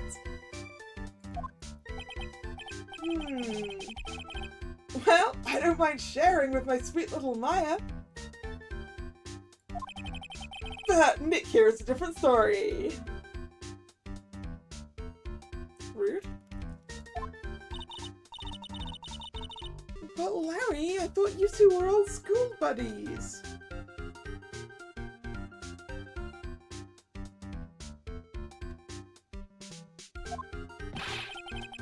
And that was then, and this is now.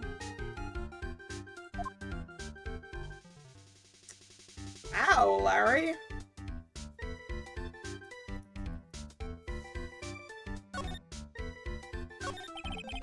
So what's this good info you're talking about, Larry? Hey, I'm a god, a pro! I can't just give away information for free. He wants a bribe? I thought professionals were more, I don't know, honest? Can you talk to him, Maya? Larry, tell us already! What's the good info? Hey, I like that! This kitten has got some claws! Okay, you really want to know? Yes, so tell me! Okay, so the thing is, Rhonda Light was an employee here. And naturally, since I'm a pro, I looked into his background. Follow me? Yes, you're a pro! I follow you, go on! Well, 1 year ago, Rhonda Light was fired. A year ago? What have you been doing all this time, Mr. Delight? And not telling your wife you got fired? What's up with that?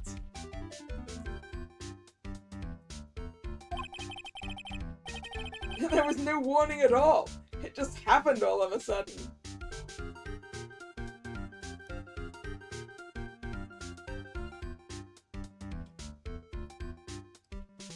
I mean, Drag, no one ever accused Larry of being smart.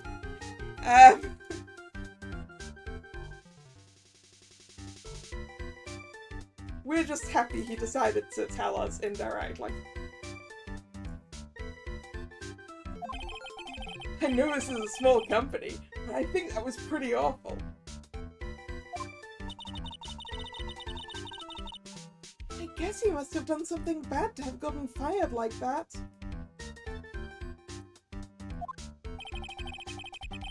Like maybe skipping out of work to go pick up hot chicks or something. No, that's you, Larry. No, that's just you. So, what's it like to be a part-time security guard? Let me tell you, it's tough. Well, you know me. I get by all right, I guess. First, I have to keep my eye on those monitors all the time. Monitors? There are security cameras set in each room around the building. It's really hard. Sometimes I feel like my eyes are gonna fall out. Oh. And if I see something suspicious, I have to contact one of the teams. What teams? The security teams for this company. They're supposedly the best in the business. But I'm no amateur either, so if it's something small, I don't bother calling them. You should be calling them if it's part of your job to call them, Larry. So, in other words, you basically watch TV screens all day long.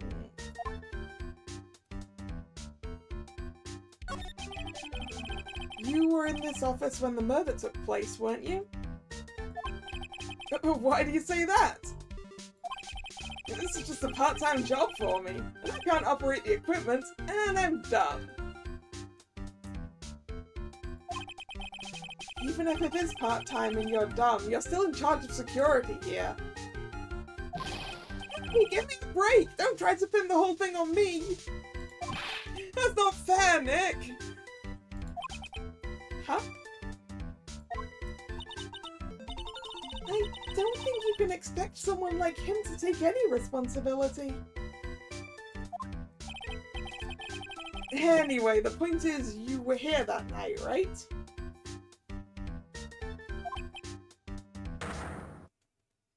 Ooh, boy! Psych-lock. Oh no. I knew something smelled bad, and it was the butts after all. Well, like I always say, that was then and this is now, okay?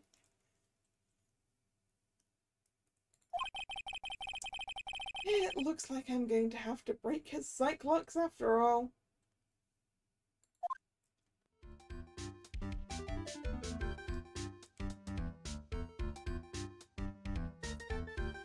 Okay, so we've got Cyclops here and we've got Cyclops with Adrian Andrews. Alright, let's see what's involved with this Cyclops, Larry.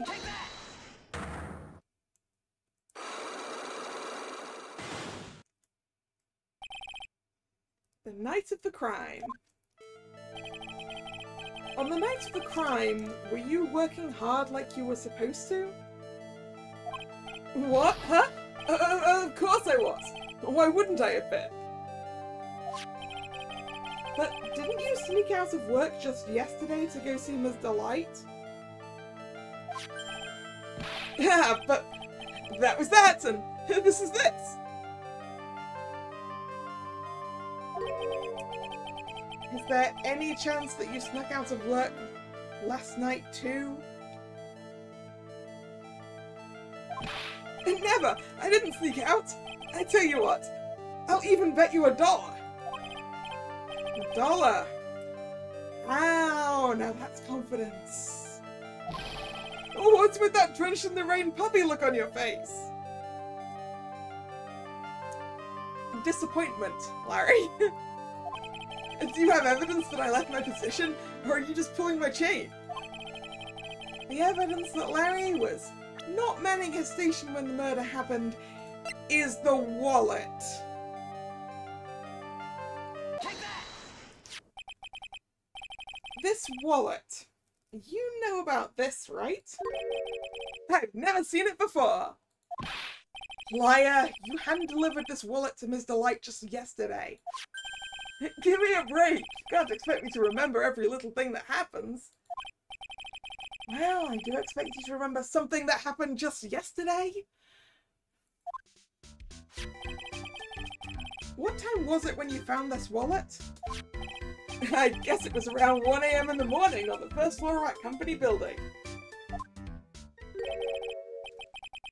1 o'clock in the morning? That's right. In other words, Larry, at the time of the murder, you were away from the security guard office. Yeah, but there's something you didn't think about. What's that?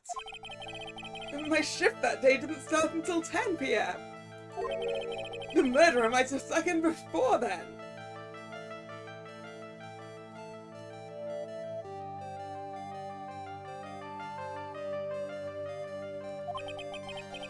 What do you mean by that?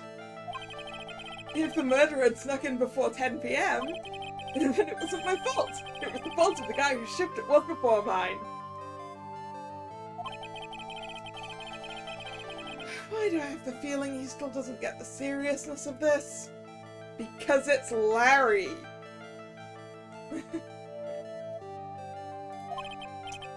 Listen up, Larry. We know beyond a shadow of a doubt that the killer snuck into the CEO's office after 10 PM during your shift. Because we have the keycard. Larry, when you use this keycard, does it leave a record?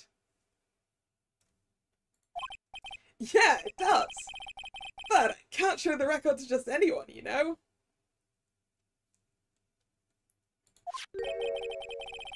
That keycard data was already made public in the trial today. What? I didn't know that! Any kind of request for info like that is supposed to go through me. Boy, does that sound a bit arrogant coming from a part-time guard. Anyway, according to the data, the door to the CEO's office was opened with this card. Furthermore, it was most definitely used at 1 AM, the time of the murder. No way! Yes. Someone used this to get into the CEO's office. That happened at 1 a.m. on the night of the crime, right in the middle of your shift. Oh. Larry, you can't duck your responsibility this time. Yeah.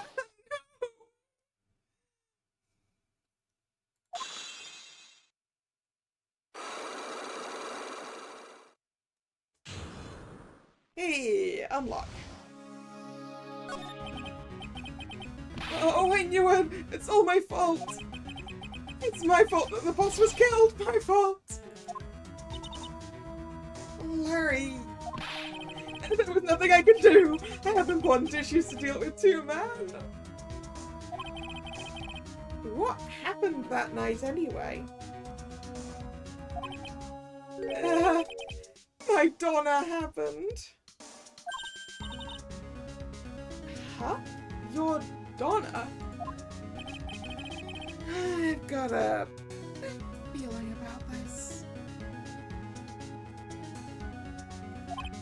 Yeah, Madonna called and said, I have to talk to you right away. And so I went to see her and he was standing right there next to her. Who was? A new boyfriend. It was like some horrible joke. Before I knew what was going on, the guy socked me right in the kisser. Normally I'd be the one that does the punching. Isn't that right, Maya? Yeah. So is that why you left the security guard office? I'm sorry. It's all my fault. How can I ever make it up for it, Nick? What can I do? What?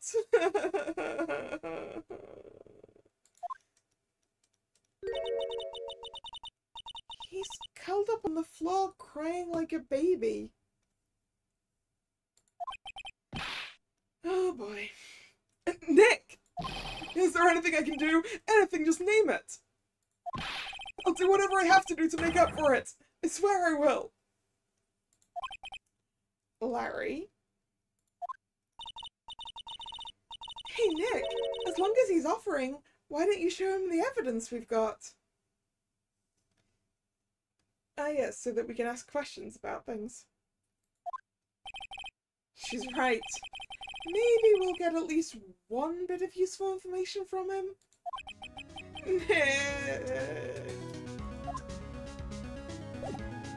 Well, first I want to look around. I want to know what this note says. Something is written on this poster in fine print. A God's 5 commandments! Wow, this sounds serious. Let's see what it says. Number 1, obey thy superior. Number 2, respect thy superior. Number 3, smile at thy superior. Number 4, salute thy superior. Number 5, buy donuts for thy superior on command. It's signed Wendy Oldbag, Head Supervisor. She is working for K&B.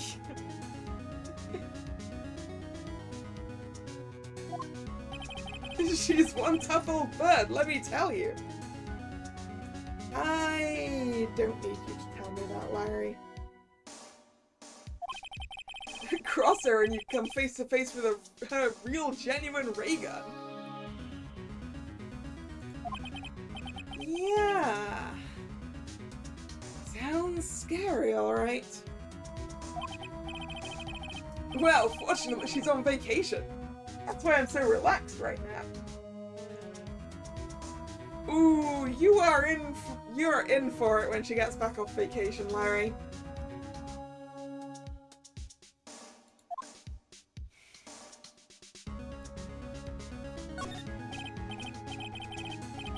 Hey, Larry? That's your jacket, isn't it? That's right. Did you know you hung it right on top of some kind of lever? Yeah, sure. I was told to never ever touch that lever. She scowled and huffed at me. Something terrible will happen if you do. Got it, Greenhorn? So, why hang your jacket on such an important lever? Because it got me curious. If the jacket's weight pulls the lever down, that's what they call an accident. Doesn't the suspense just kill you? Don't you want it to know what'll happen, huh? It's true, it's killing me too. What about you, Nick? Yeah, but for a different reason.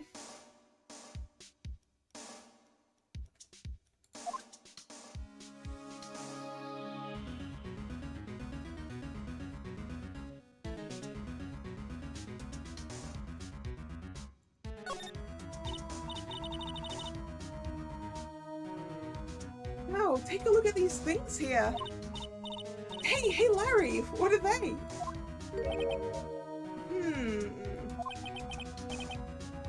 Did you say...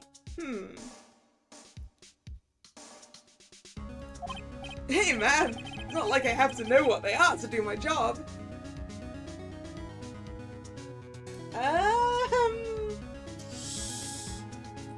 Larry, I think maybe you should. I always thought they were just some kind of decoration or something. Oh boy. How did this guy ever get a job here anyway? Why does the floor have circular portal looking things in them? I assume there's some kind of screen like this, but don't have a clue. And those screens there show what's going on all over the building, everywhere. And it's my job to keep a steady eye on them, all of them. I wouldn't sound so smug if I were you. Can you watch regular TV on these too?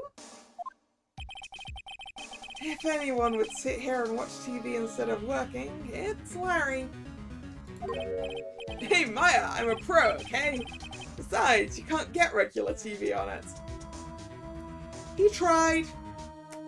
He tried. And how do you know that, Larry? Because that was my first bit of investigation, if you know what I mean. Yep.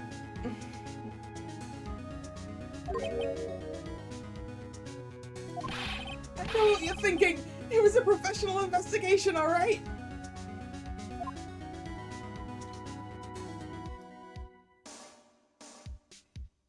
Yeah, so professional that you have snaps. Yeah, we can't look at the floor. We can look at this. That's my partner's seat. Your partner. Well, that's what I call her.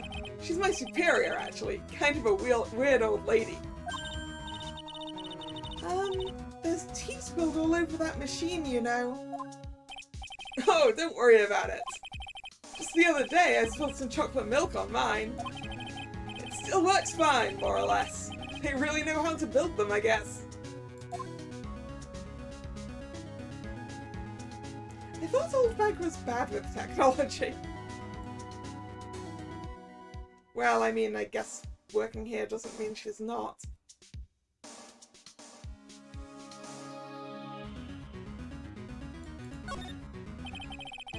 That's my workstation. Pretty cool, huh? I keep a steady eye on the monitors and use that mic for communicating. Look at all this equipment. It must be hard to operate. No biggie. I think there's an instruction manual somewhere in this room. Somewhere? Instruction instruction manual? What are you going to do in an emergency? Well, I guess I'd start by calmly looking for the instruction manual. During that time, my partner, the old lady, would calmly look for her reading glasses. That's what us security professionals call teamwork. Even Maya and Pearls could run this place better. Hey, what's that supposed to mean? Ooh. That was an achievement for investigating everything vaguely related to Old Bag.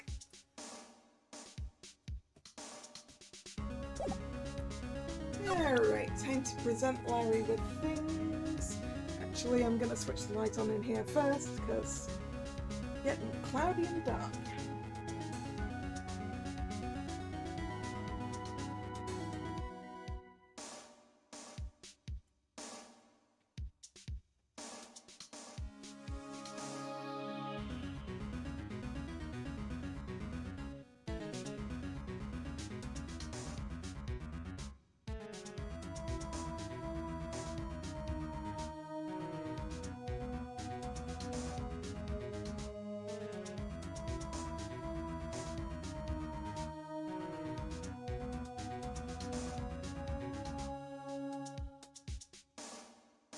Big yawn.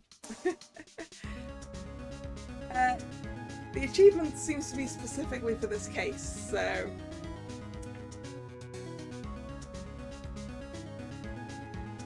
We may get Old Bag back. Okay, I would like to ask you about the blackmail letter, Larry. So what about this? Huh? Maya, you shouldn't have. A love letter for me? No. Sorry. This is a blackmail letter? What? How do you know about that, Maya? Huh? How much is Alexis demanding this time?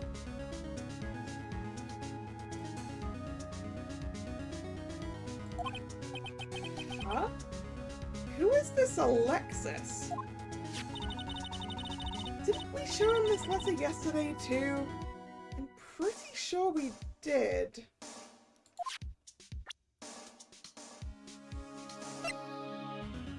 What about the wallet? That's the wallet I found. You found it when you snuck out of work to get sucked in the kitter, right?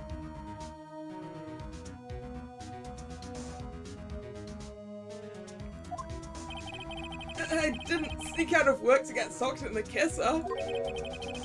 If only I'd been more responsible at work. I might have spotted the murderer on the monitor like I was supposed to.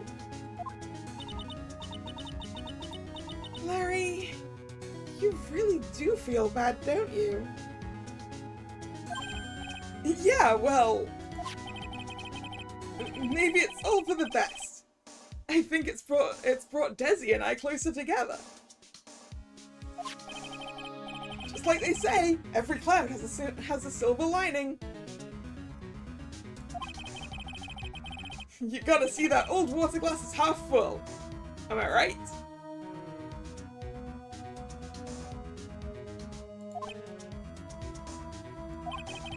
Now he's starting to sound like the Larry I know. Don't forget, Nick, half full.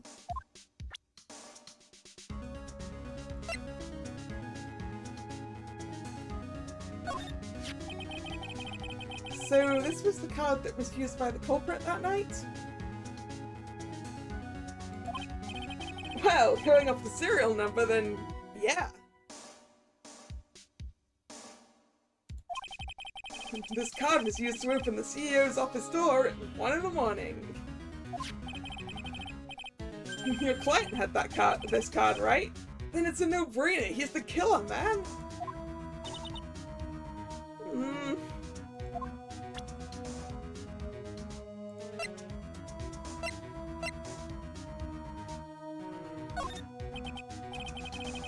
And I think you know how much I want to help you guys, but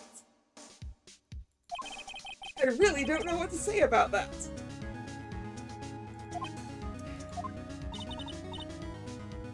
What is it, Nick? It's just that he seems so, I don't know, pleasant?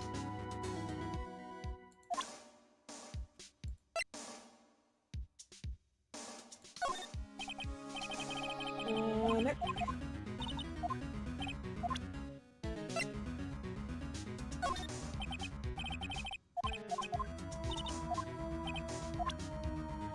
Things that Larry doesn't know about.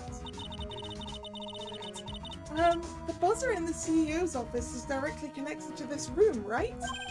That's right! Just like my heart is connected to yours, Maya. Huh? Go ahead, Maya. Press the buzzer in your heart. Promise I'll come running to your rescue like the professional god I am. Wow! That was pretty good. Thanks, I try.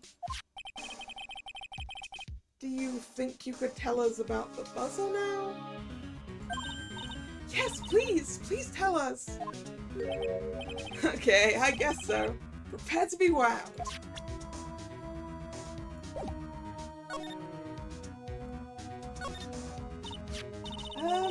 I accidentally pressed the buzzer earlier. Yeah, I heard it. So that was you, huh? You're a security guard, aren't you? Why didn't you come to the CEO's office? Well, this is the 3rd floor of the basement. CEO's office was on the 1st floor. I thought it'd be a good idea to adopt the wait-and-see approach. So the guy would still have got murdered if you'd seen the murderer, Larry. Okay, got it. Plus, there's a police detective here, right? I just didn't think it was necessary.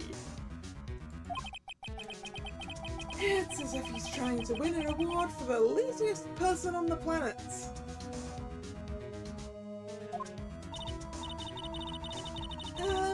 Let's get back to talking about the night of the murder, okay? Is it true that the buzzer didn't go off that night? There must be a record, right? You would have had a look at it, right? Of course I did! And I couldn't possibly have made a mistake either!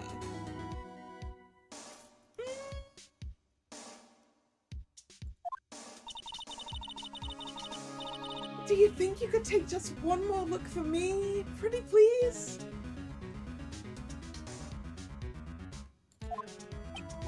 Oh, okay. I just can't say no to you, Maya.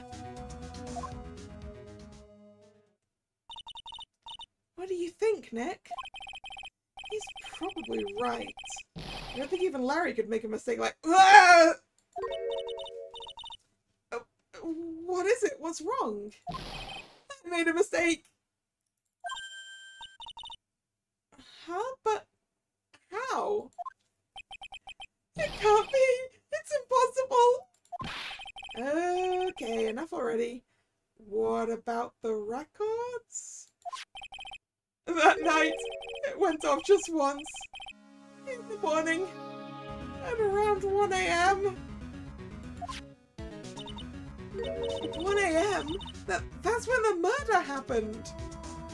Larry, I don't think you're going to have a job for very much longer. Really? Are you serious? That's terrible, it can't be! Buzzer record added to the court record. The buzzer went off once at 1:02 AM on October 12th in the CEO's office.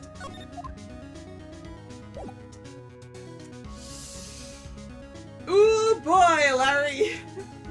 Ooh boy! You guys have really made me reflect on the way I've been living. But the only problem is, with all of this reflecting, where's the time for love? Frankly, I think reflecting is a bit overrated, you know? What are you going on about? about Larry? Plus, do you honestly have any new information on the buzzer record? Huh? The record? Nope, nothing at all. This guy reflects about as much as a piece of black carpeting. Which is a tiny bit.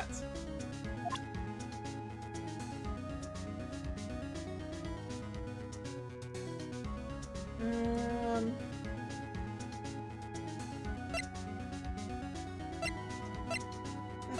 probably isn't anything else relevant to ask Larry right now.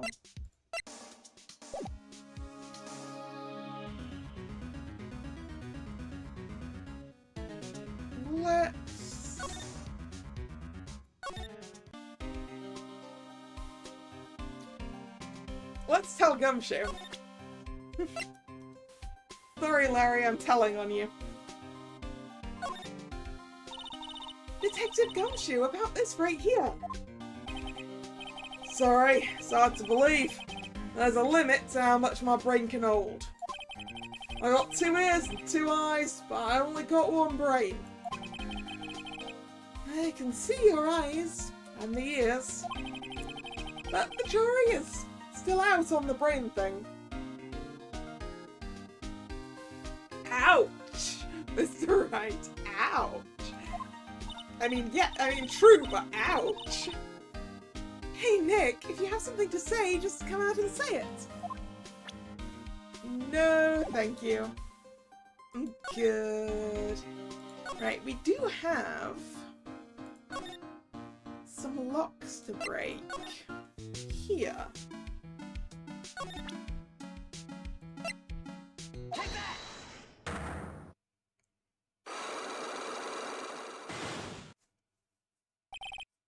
Sacred Urn. Miss Andrews, do you know anything about the Sacred Urn? Do I know anything? I'm in charge of the entire treasure exhibit. The urn that was submitted before the court today, it's obviously not the same urn as before. Well, that's true. Maybe it isn't the same. It could be a fake. A fake. You're the one who said it wasn't the same, so that's the most obvious explanation. Do you have any evidence that the urn that was submitted at the trial was genuine?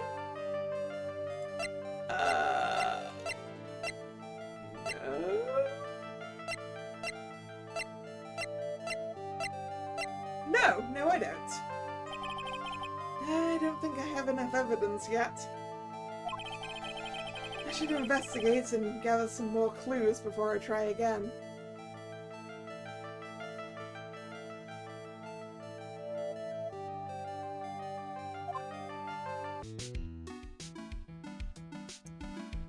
Okay, so nothing of that.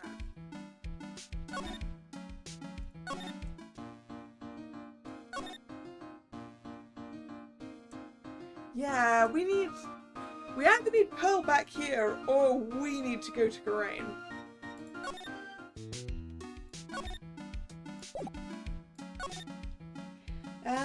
Ooh. Maybe Ron is available for talking to now. Nope. Okay.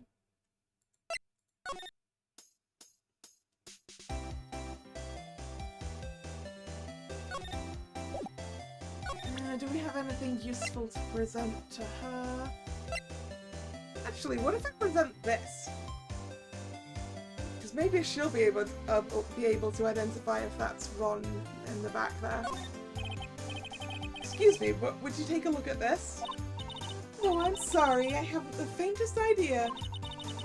I guess I just don't get out enough. Okay. Well, I was hoping. Oops.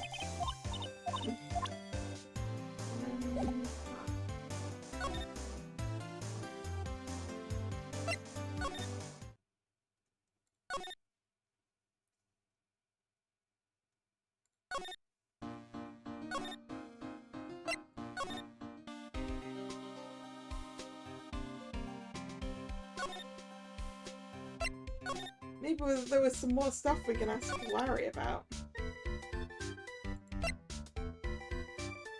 Like Damask stuff. Listen carefully, Nick.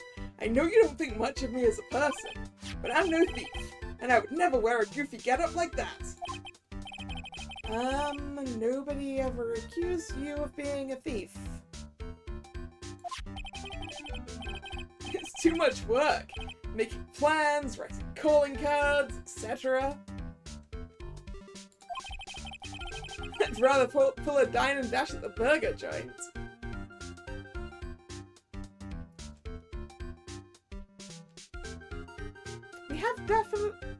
We have definitely seen him with a costume before, but yeah.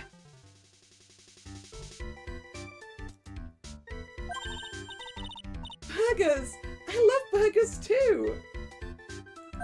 Really? Well, how about it? Wanna go on a burger date tonight? At least pay for the food, because I am not defending you again. Oof.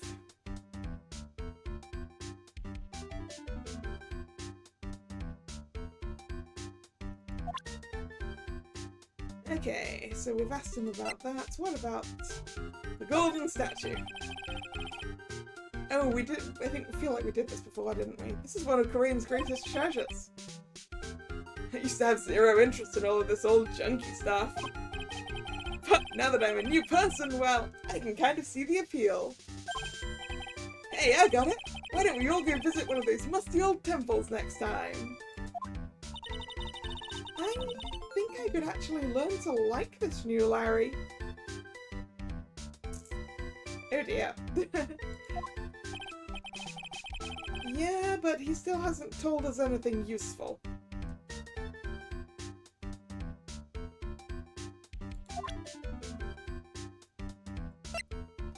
The camera data, maybe?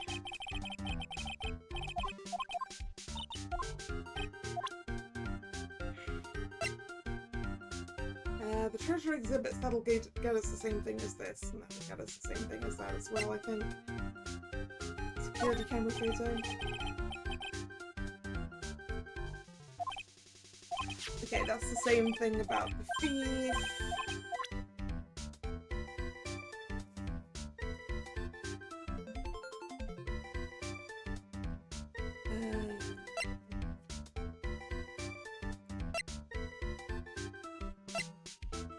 Is this going to be the same thing about the thief as well? No, this is just an I don't know.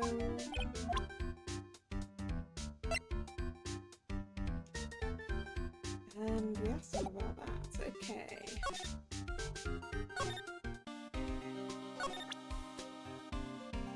Maybe we can ask Gumshoe about something.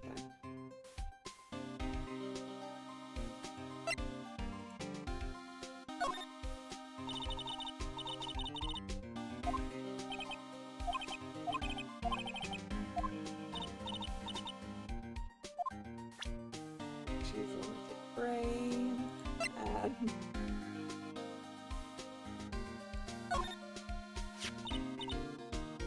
So about this.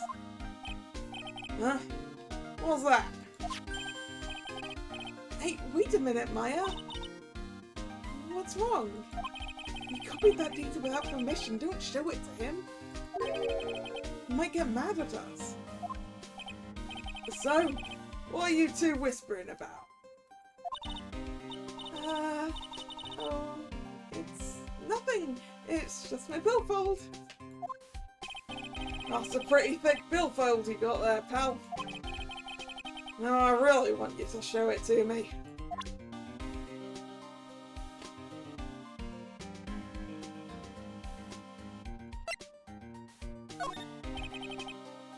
This was his first heist. And I guess I underestimated him. I was sure I was gonna get him, so I was careless and lost the info on the witness. Oh. By witness, do you mean the guard in that photo? Yeah, He and the detective worked together to try catching Master Mask. But he got away anyway, huh?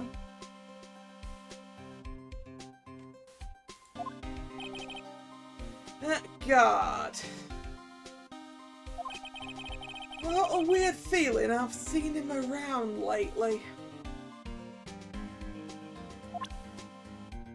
Yeah, because he's probably Rhonda Light, right?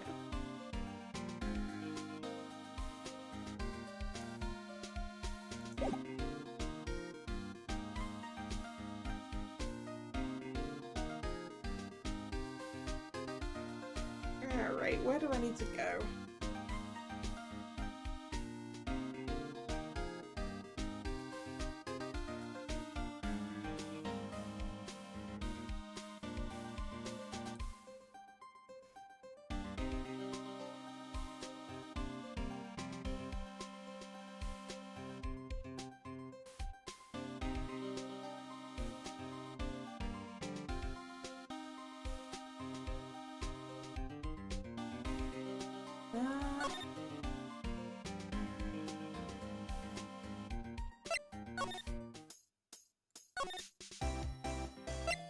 Is he at the detention center now? No. What am I missing?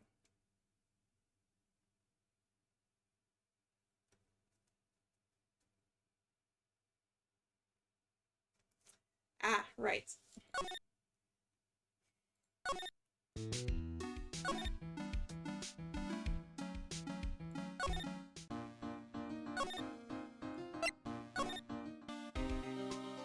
There was something else to present to Gumshoe, and it was a person.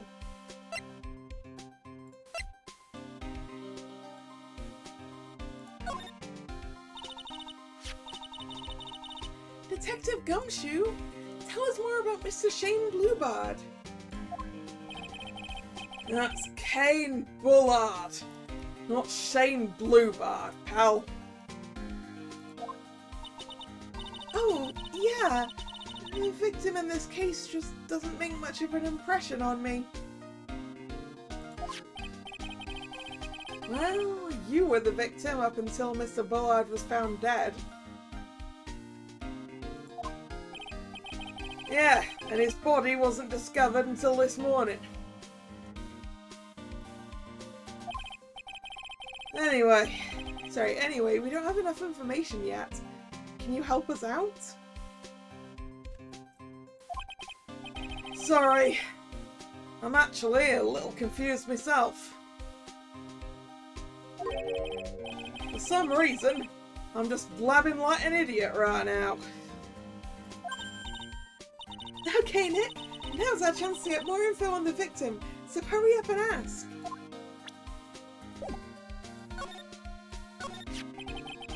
Can you tell us some more about Mr. Bullard? He was the CEO of KBA Security, right? What kind of a company is it anyway? Well, the company basically sends security teams out to buildings to guard him. Mr. Bullard must have had the chance to learn a lot of secrets doing this kind of work. Oh, and I don't know how to put this. That guy was kind of a money grabber. Really? Me too. I just love money. I can't ever get enough. Please stop leaning in towards me like that. You aren't getting to my wallet. Anyway, looks like he did some pretty shifty stuff to earn his millions. Oh, so that's my problem. I need to be shiftier. Let me go already. Apparently, he was involved in selling trade secrets between rival companies. Ooh, that's pretty dirty and underhanded. Yeah. Oh, KB Security used to head security operations against Master Mask. What? Really? Yeah, and after screwing up so many times, the company's reputation really took a nosedive. So it really was Bullard who sent Ron the blackmail letter, huh?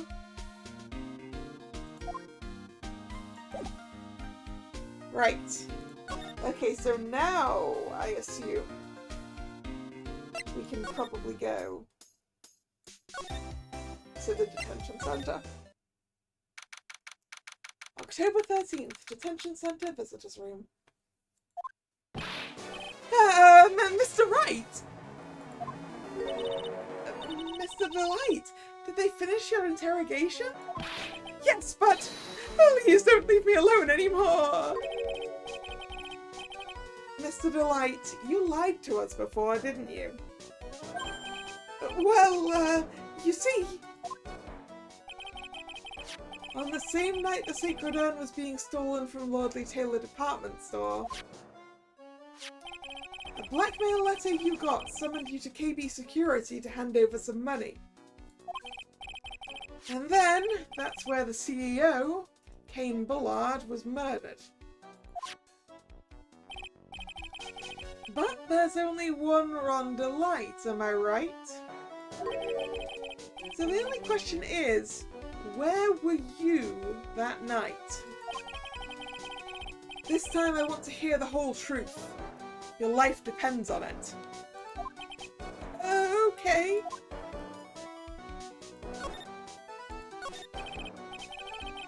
Mr. Delight, do you still insist that you're masked a mask? Isn't that what I've been saying since yesterday? That was a quick response. Tell me about it. To be honest, it's starting to get irritating. But listen, Mr. Delight. At the trial today, we learned the true identity of the thief, didn't we?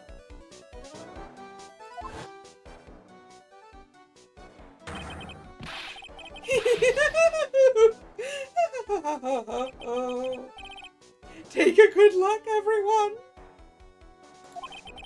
Unable to find a rival worthy of my genius, I was forced to create one by myself. Here I am, the tragic clown. I guess it's true. I wasn't the one who stole that urn. Of course not. After all, you were at KB Security at the time. So then the person dressed up as Master Mask in this photo, it's gotta be Detective Atney.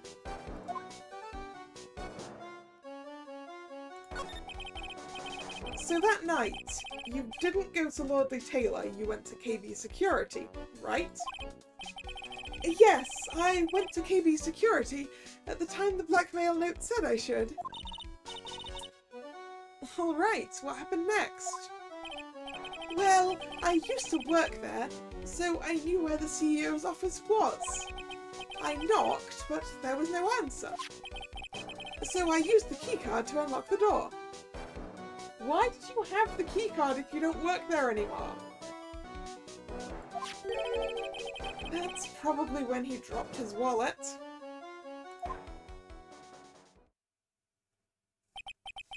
When I went into the CEO's office, someone was in there.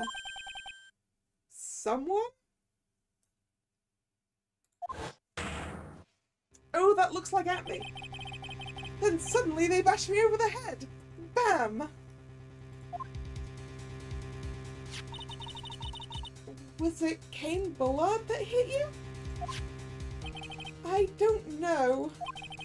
The person ran away while I was still stunned.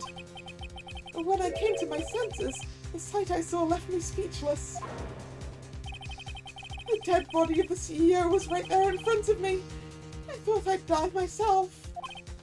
Anyway, I thought I should do something with the body. Oh, you didn't kill the guy, but you did hide him. Excellent. What a great idea.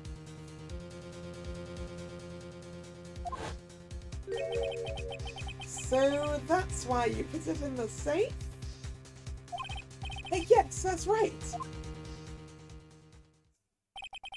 I used to be the chief of one of the security teams, so I knew how to open it. Okay, and what did you do? What did you do after that? Well, I got out of there for starters. I was the one who set up the security cameras in that building, so I knew how to avoid being spotted by them. Oh, so Larry wouldn't have spotted you anyway, huh? Nick, all of a sudden, Mr. Delight kind of sounds like the murderer to me. Please don't say that. Mr. Delight, is it true that 1 year ago you were forced to quit KB Security? How did you... I'm begging you, please don't tell Bessie, please. Don't worry, we haven't told anyone yet. Phew. Thank goodness. No, but I suppose I'll have to tell her sometime. She'll find out eventually. Yep, she will find out sooner or later. You should probably tell her yourself. That's probably the safest way of doing things.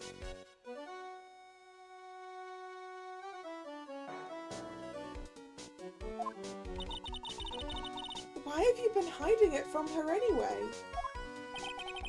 Desi would despise me if she ever found out I was living a life of crime. A criminal, a thief. She'd never forgive me. My marriage would be over. Well, actually, we talked to her about thieves and she said she didn't have a problem with them. So I think you're good, dude. Knowing that, why did you become a thief in the first place? Because Desi spends money like it's water. There's no job in the world that could bring in enough money. Except being a thief. At least, that's what I thought anyway. So he became Mask to Mask for Desiree, huh?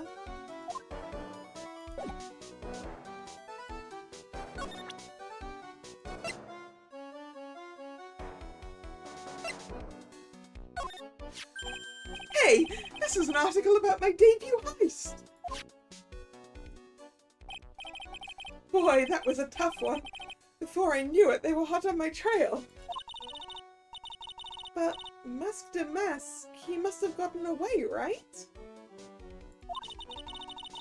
It says in the article that he disappeared. That's right. I got a sudden burst of inspiration. I hid my Mask to Mask costume in a nearby plastic bucket. Then I quickly changed into my security guard uniform. Pretty clever, eh? Oh, awesome! Hey, hold the phone. The guard in this photo, is this you, Mr. Delight? That's right. Nice trick if I do say so myself. Nice and easy to figure out. Even Pearls could see through that in a heartbeat. Newspaper clipping updated in the court record. Guard in the photo is Ron Delight. But as you might expect, Detective Atme found the disguise. He truly deserves the title of Ace Detective. Detective Atme found the Mask to Mask disguise? That's interesting. Is that how he has one to do his heists? Yes, and I heard he brought it home with him. So that's it. That's when Atme got his hands on this. Thanks to that, I got the chance to remake my costume. That must have been really time-consuming, huh? Yes, it took quite a while to complete. Anyway, a few days after that, I received the first of the blackmail letters. Blackmail letters? You got them starting when? Tell me more, now! Hey, calm down! Don't get so worked up!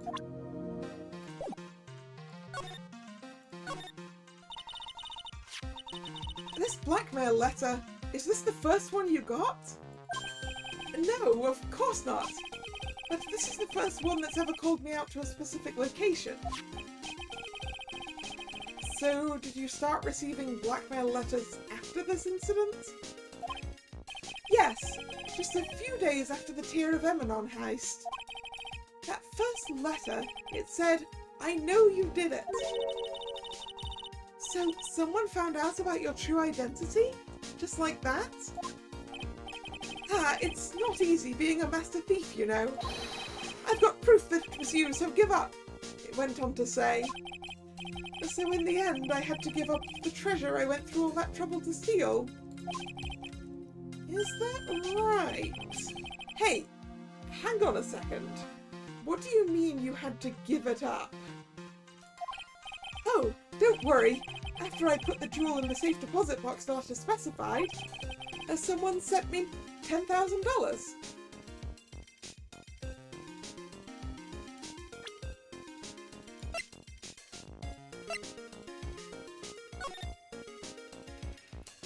That's a tenth of the number next to the Tear of Emanon. Okay.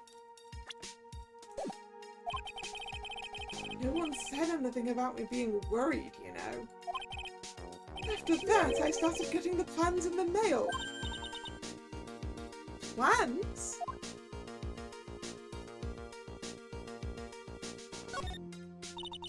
What are these plans you're talking about? They were instructions on how to steal a crown, or a painting, or some other rare treasure. They showed security blind spots, escape routes, and even suggested training methods. So, you mean that the one who planned the heist wasn't you? No, it wasn't. I only planned the very first one. Okay, so... The CEO of the security company realised who the thief was, blackmailed him, got the item, sold the item on the black market for $100,000. Then sent Ron a tenth of that. And then sent him plans on how to steal other expensive things. And then probably did the same thing. After that, I received plans from some very kind person. Incredibly detailed plans.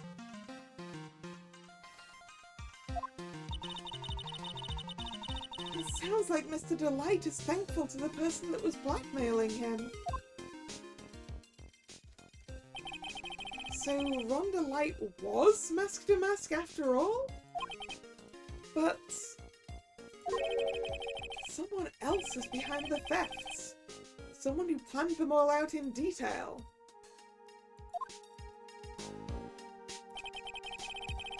All I had to do was deposit the treasures I stole into the safe deposit box. And then I just waited for the cash to come in the mail. Could you try not to look so gleeful about that? So you went after the Sacred Urn because of one of those plans too? Well, see, truth is, I've never seen the urn. All I did was follow the instructions and steal what I was told to steal. Mr. Delight, is everything you've just told me the truth? Yes, but please don't tell Desi. Okay. Ron's testimony added to the court record. From Damask's second heist on, he was stealing as directed by blackmail letters. Ron, before we go, there's one more thing I want to ask you. Yes, but please don't hurt me. Mr. Kane Bullard, do you swear it wasn't you who killed him? Yeah, it does kind of sound that he is not a Shinibyo. That he actually was a thief. He probably thought he'd stolen the Sacred Urn because he lost a chunk of his time after he got knocked over the head. Yes, of course! I could never, I'm not lying. All I did was hide his body in the safe. But then I was afraid they'd discover what I did, so I turned myself in yesterday. Why? Well, if the judge had ruled that I was guilty of robbery, then I'd have an alibi, right? Oh, it's not because he thought he did it, it's because he needed an alibi for the murder that he didn't commit. I guess so. You're really clever, Mr. Delight. I guess I have no choice but to take Mr. Delight at his word. Mystic Maya! Hey, Pearly! I'm back! Hey, Pearl, so what have you been up to this whole time? The sacred urn, Mr. Nick! I took it back to Karain Village to have it examined. And what did you find out? Well, there's no need to worry. They say it's the real urn. Phew, that's a relief. I was really worried. But there's one small problem. Problem? These cute little pink splodges? They said it's paint, and that they were put on the urn recently. How did she find us at the detention centre? Maybe she's got a tracker on us. Like the tracker Franziska used.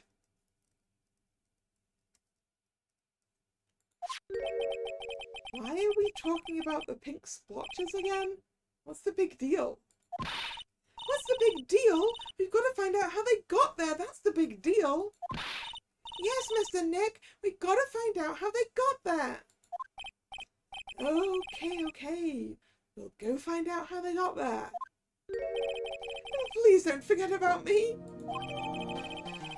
Sacred urn refiled into the court record.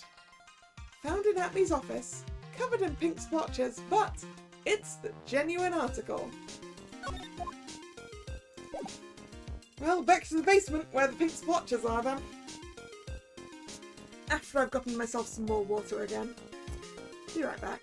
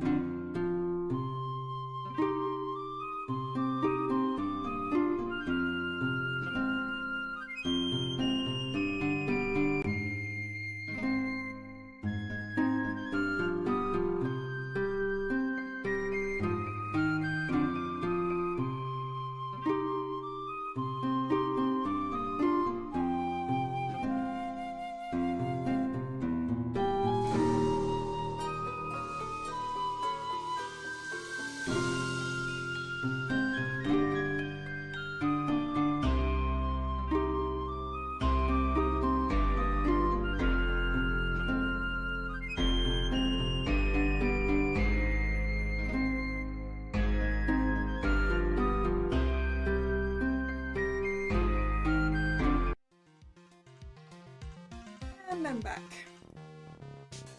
Let's go look into this urn.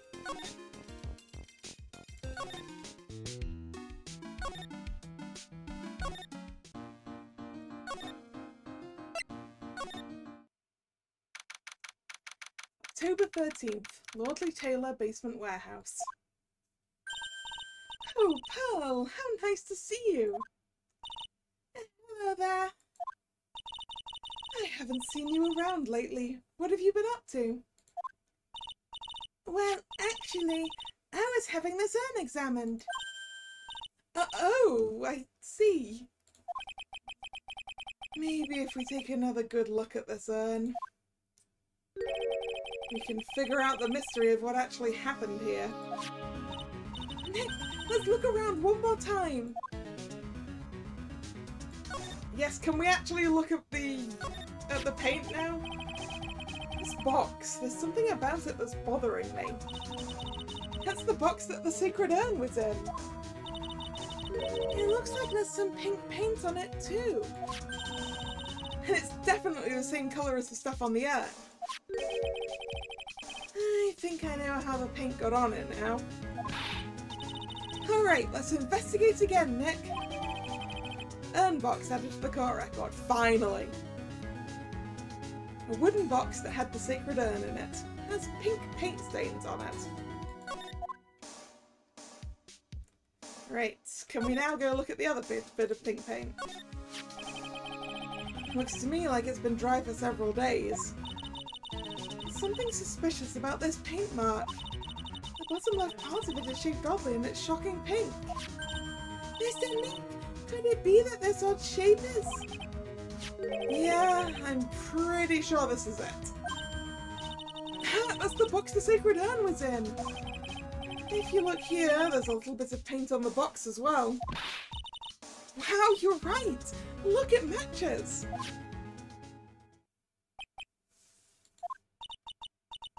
What is it, Mr. Nick? This is all turning out exactly as I thought it would. Paint marks added to the court record. Completely dry. The box of the sacred urn fits in the gap perfectly. I think it's all starting to become clear. We're that much closer to solving the mystery of what happened to the urn.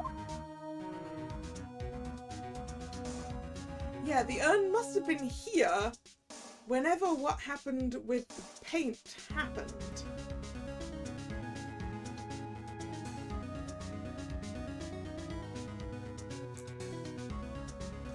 Which must have been, yeah, several days ago, and someone moved the statue in front of it so that it wasn't quite so obvious.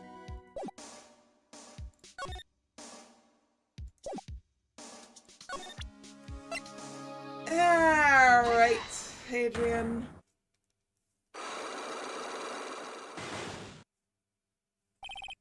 The sacred urn. Miss Andrews, do you know anything about the sacred urn? Do I know anything? I'm in charge of the entire treasure exhibit. The urn that was submitted before the court today. It's obviously not the same urn as before.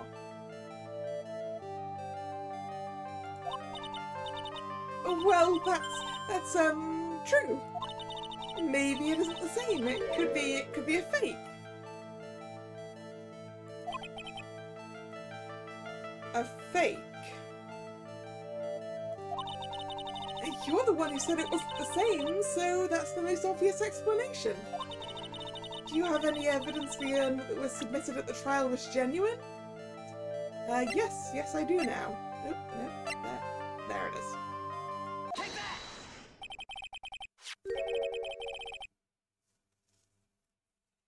Sorry to break it to you, but the urn is the genuine article.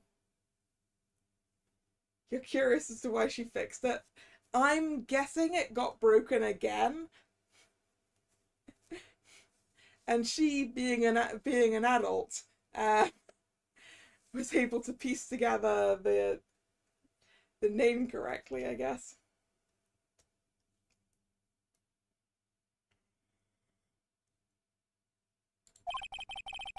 Pearls went back to Karain Village and had it examined. Is that right? That's nice, but I don't see how... What she discovered was the urn had been broken. Again. Did you say again? Yes, it was broken once a year ago. And now it looks like the same thing has happened. And quite recently, too. Recently? Are you saying this urn was broken recently? Yes, that's exactly what I'm saying. Why do you think it was broken recently? How do you know?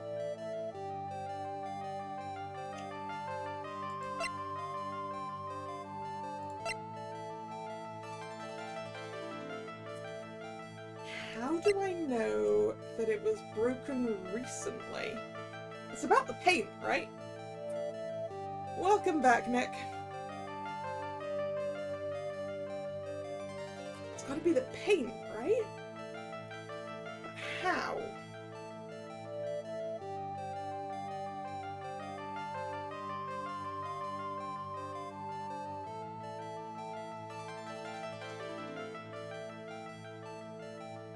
There's nothing about the... No, there's nothing about the paint. Oh! It's the fact that the poster has it in its broken state. Take that! This poster, it was made recently, right? Poster? Ah, the poster for the exhibition! At the time when this photo was taken, the urn said, "I am" on it. But now, for some mysterious reason, it says, "Amy." When the urn was fixed, the letters were transposed. I am? What does that even mean? I don't know anything about that. I wasn't even there when the photo for this poster was taken. Oh, she must have found it broken and tried to put it together. That was a mistake. Now, tell me the truth. Wait! 4? Hey, even if the urn was broken, I had nothing to do with it. Huh? Yes, that's it. It must have been one of the people at the photo shoot. They probably dropped it. I'm sure that's what happened.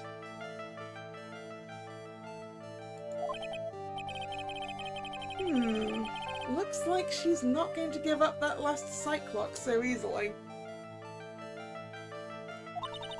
Do you have any proof the urn was broken here at Lordly Taylor? The paint.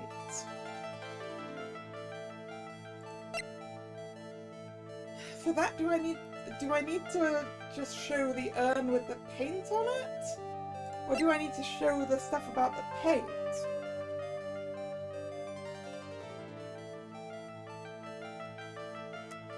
I mean, probably the paint, right? Paint.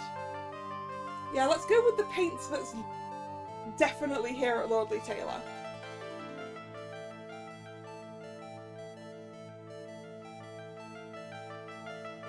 Take that! Well, Ms. Andrews? What is this supposed to mean? There's pink paint all over that urn. All over this urn.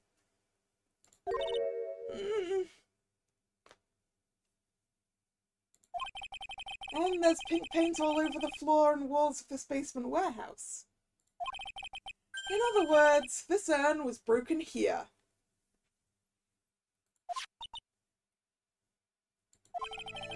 You can't weasel out of this one, Ms. Andrews. But... Uh-oh, she's trying to make her escape.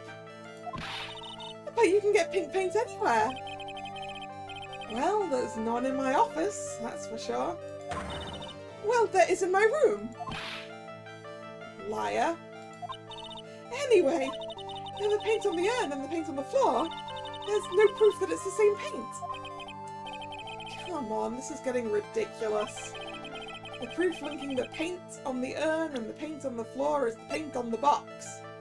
Take that! This box. The urn was stored in this, right? Yes, that's right. Well, there's pink paint on this box as well. I think you already know where I'm going with this, don't you? Yes, more or less. The paint on the floor has an odd shape imprinted into it, doesn't it? Yes. If you put this box into the impression in the paint, you can see it fits perfectly. Which means this box was dropped right over there. And that is when the urn was broken. Your name does you justice, Mr. Wright. Unlock successful. I'm so sorry. I was the one who broke the urn. Why does this make me feel like some sort of evil schoolteacher?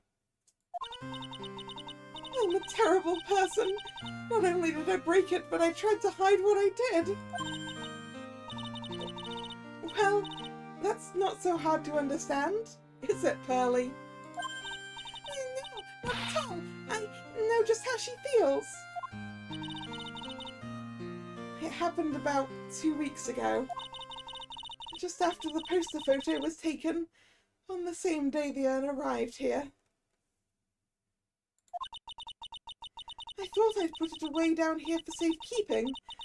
I was carrying it in the box. When I tripped on a paint can and lost my balance. And the box I was carrying crashed to the ground. I heard a terrible noise and I thought my heart was going to stop. Fearing the worst, I opened the lid of the box and that's when it happened. The broken pieces of the urn fell out of the box and landed right in the paint. I was in shock and let out a huge scream.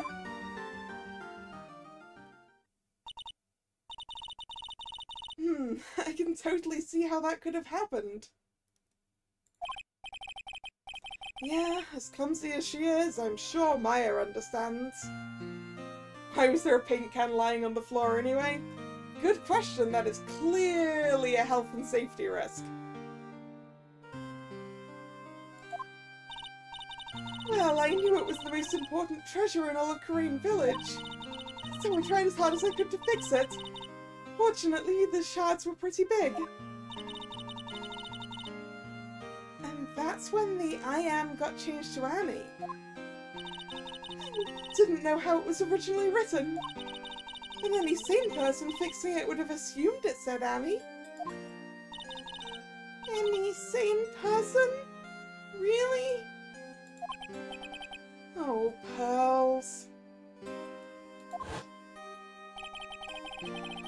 She said she wasn't very good at spelling. Anyway, I put the urn into the storeroom and no one had seen it since then. Sacred urn updated in the court record. Broken and repaired by Adrian 2 weeks ago, then replaced in its box. Kept out of sight. But there's something I don't get.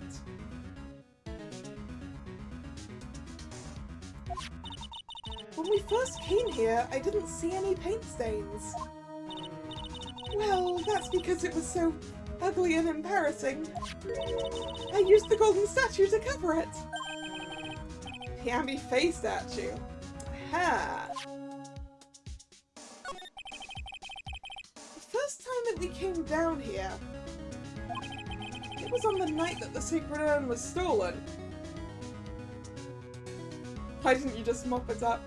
I assumed that she was so focused on repairing the damage that the paint dried.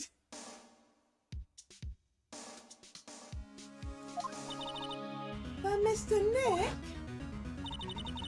there were no paint marks on the walls or floor of the warehouse when we were here. Well, there's a good reason for that. on the day of the crime, around noon, that golden statue just happened to arrive from the mountain training hall.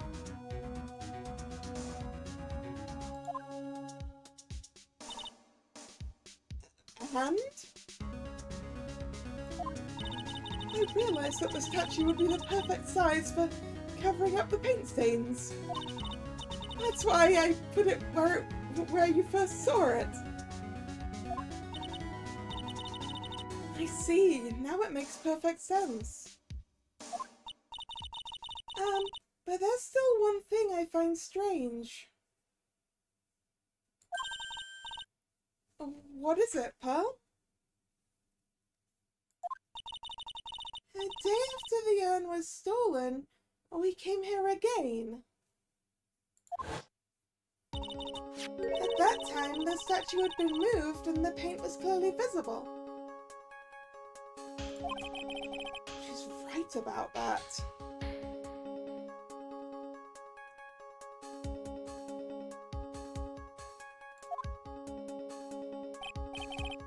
Well, Ms. Andrews? Huh? What? I don't know anything about that. I placed it there to cover the paint, so why would I move it again?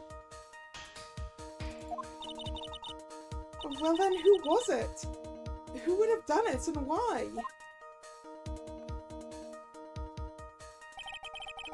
On the day before the theft, the statue was definitely closer to the door. Then the next day it was moved. But why? Amy Faye's golden statue updated in the court record. Carried into the basement warehouse the day of the crime, moved again that night.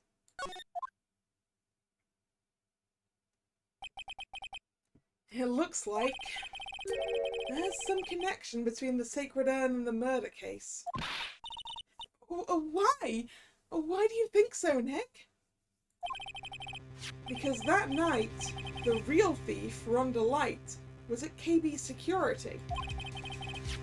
So then why did another masked mask show up here? Wait! The sword! The sword that was bent, that Atme claimed was because Mask to Mask hit him over the head with it from behind. But we know that didn't happen because we know that Atme is Mask to Mask. So did Atme take the sword from here and use that to hit the murder victim and Rhonda Light over the head with? Is that why it's bent? A lot of different things are pointing to one undeniable fact. One undeniable fact? The murder trial is starting tomorrow, but it looks like that thief is going to be making another appearance.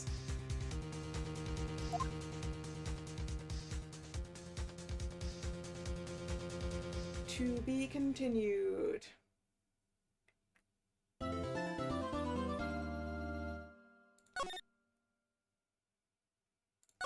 We've got time to get into the beginning of the murder trial. We've got time. October 14th, 9:41 AM, District Court, Defendant Lobby Number 4. Hey, Nick! What is it this time? You won't believe how many people are here for the trial. Well, it is a murder case. What are you talking about? They're here for the trial next door. Next door? Why don't you know this, Nick? Oh, they're having Detective Atme's trial today. Detective Atme? They say they're going to try him as Mask to Mask. Already? That was fast. Boy, I'd love to see Mask to Mask's trial. I know. I assume this is Ron. By the way, where's Pearls? Oh, she went back home. She said she can't neglect her training anymore. Who's judging and prosecuting our trial? Well, the prosecutor is, I'm pretty certain, going to be Godo the Coffee Fiend. And the judge is, I'm pretty sure, going to be our judge.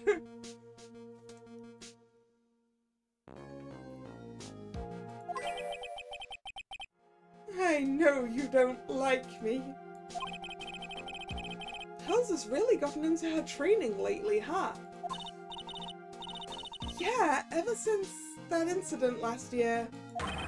Please don't ignore me. Yep, I knew that whining had to be our client. Oh, Mr. Delight! Good morning.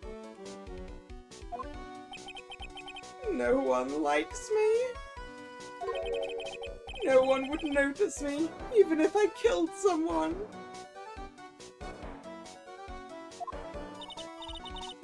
Come on, don't be silly. Oh, wait a sec. You don't mean you're the murderer? No. I'm just a poor thief.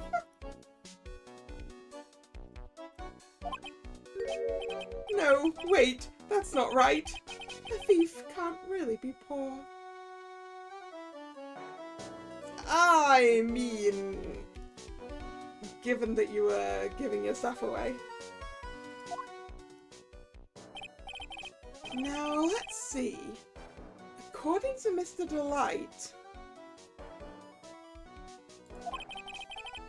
from his second crime on, he was following a bunch of set plans. Plans that someone had been sending to him to help him commit the heists. Do you really think there's a correlation between the thief and the murder, Nick? It's possible.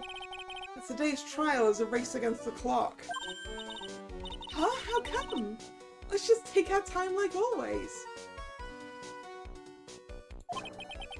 I'm afraid that's not an option.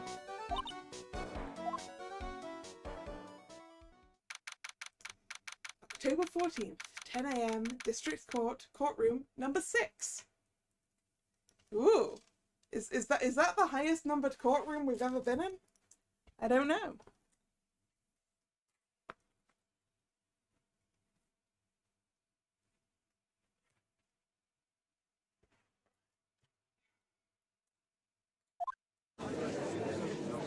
Yep, that's our judge.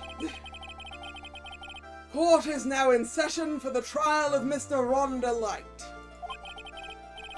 The defense is ready, Your Honor. You're ready? Preparation is the last refuge of the weak. Okay, settle down, everyone. Let's begin with your opening statement, Mr. Godo. He's got the judge in the palm of his hand, yet again. Ron Delight is simply too young to be sent to war. That is all.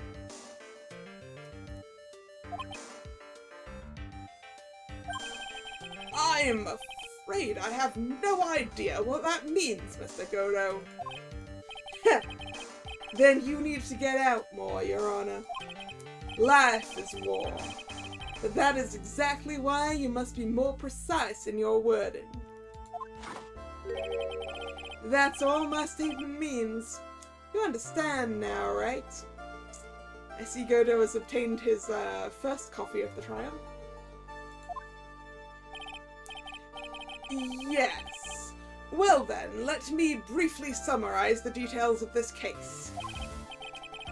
Wow, the judge is taking charge like he knows what's going on for a change. The victim is Kane Bullard, CEO of KB Security. His body was found in a safe at approximately 9 AM on the morning of the 13th. However, the time of death was estimated as 1 a.m. of the previous day. And that's when our little lost kitten dropped the ball. That little lost kitten is, of course, the defendant.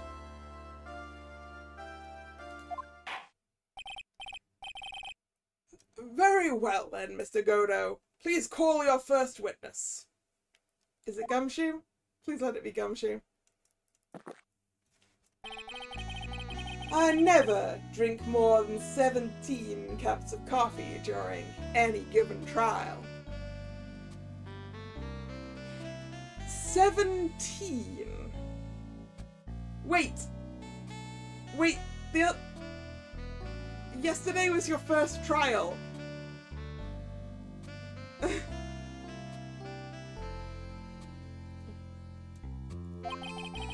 But the first one is always the best.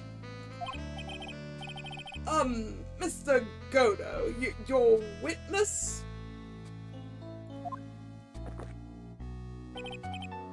Okay then, let's hear what the defendant, Mr. Rondelite, has to say for himself.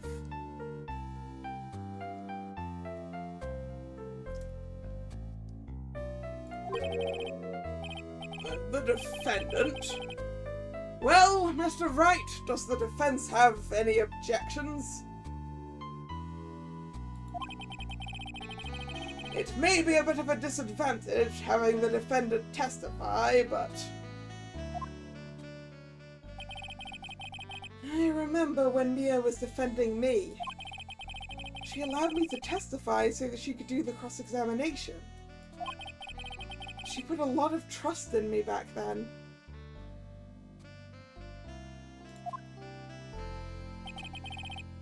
We have no objections, Your Honor. The defense will allow Mr. Delight to testify. Heh. You've got guts, Trite. All right then, Mr. Ron Delight, please take the stand.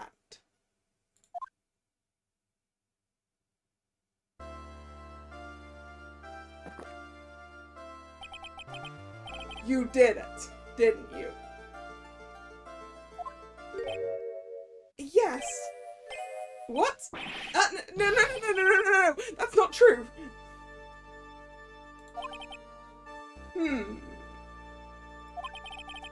For a moment there, I thought we'd set the record for the shortest trial ever.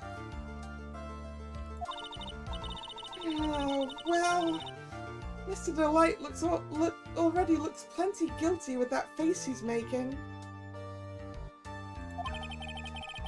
And once he opens his big mouth, he'll probably put the last nail in his own coffin.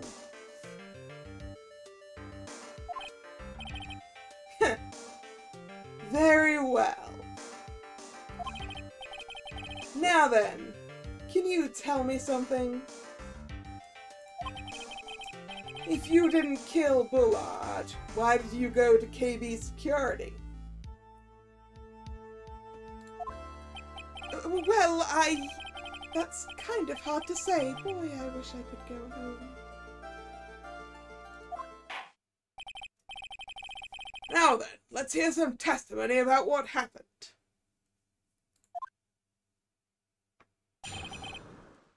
My visit to KB Security. That evening, at around 1 a.m., I went to see Mr. Bullard in his office at KB Security. The blackmail letter I got, it ordered me to go there. I'd been working for KB Security until a year ago, so I knew where his office was.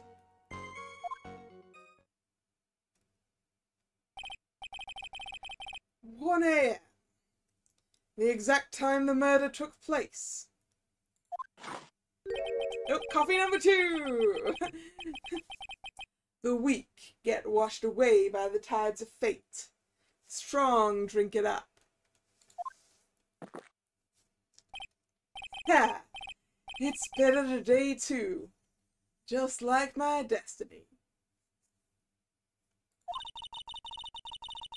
You'd never know that from the way he's chugging it down. Mr. Wright, your cross-examination, if you please.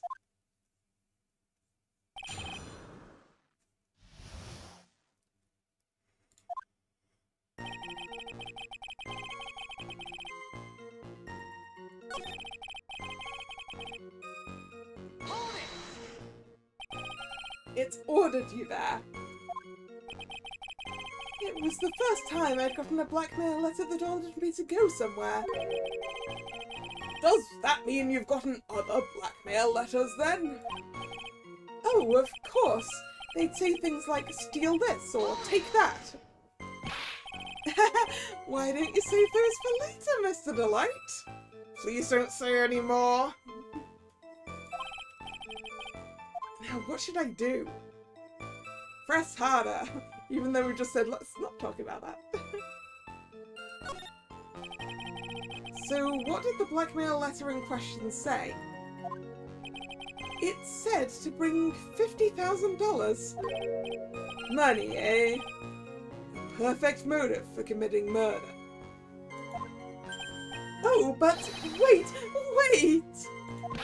I never intended to pay that money anyway. Oh, is that right? After all, he had nothing to hold over my head. I had nothing to be afraid of.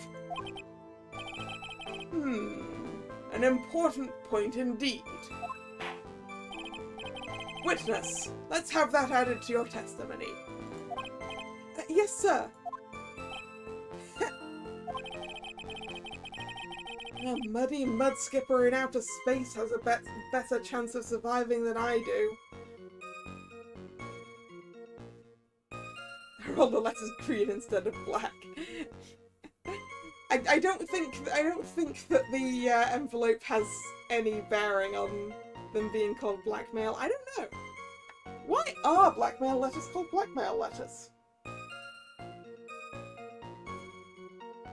I wonder. Let us consult with the internet.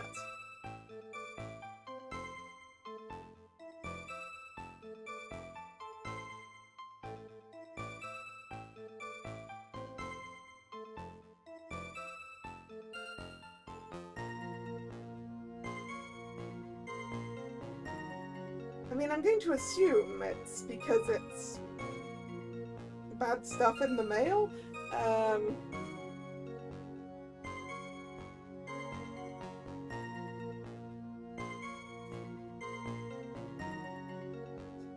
Etymology. There we go.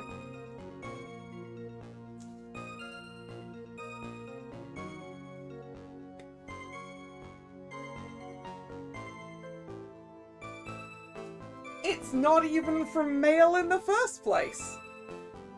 Huh.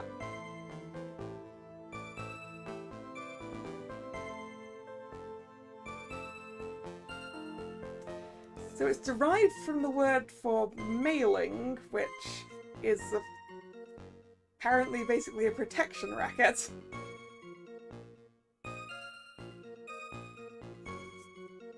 The mail part comes from a Middle English word meaning rent or tribute. And it was paid in goods, which apparently means that it's blackmail instead of white, which is paid by silver, apparently.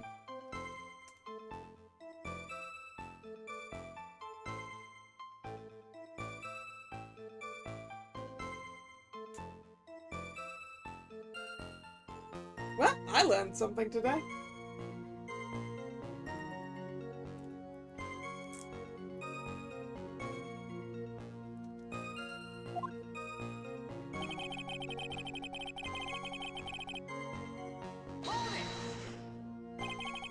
Just what were you being blackmailed about anyway?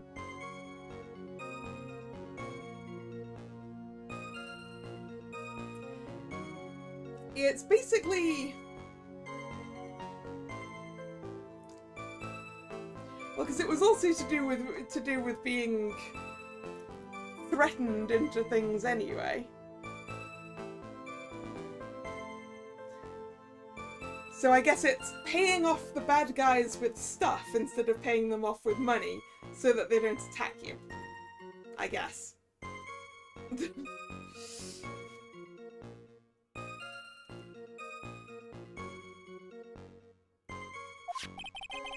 The blackmail letter said if you don't want your identity revealed, correct?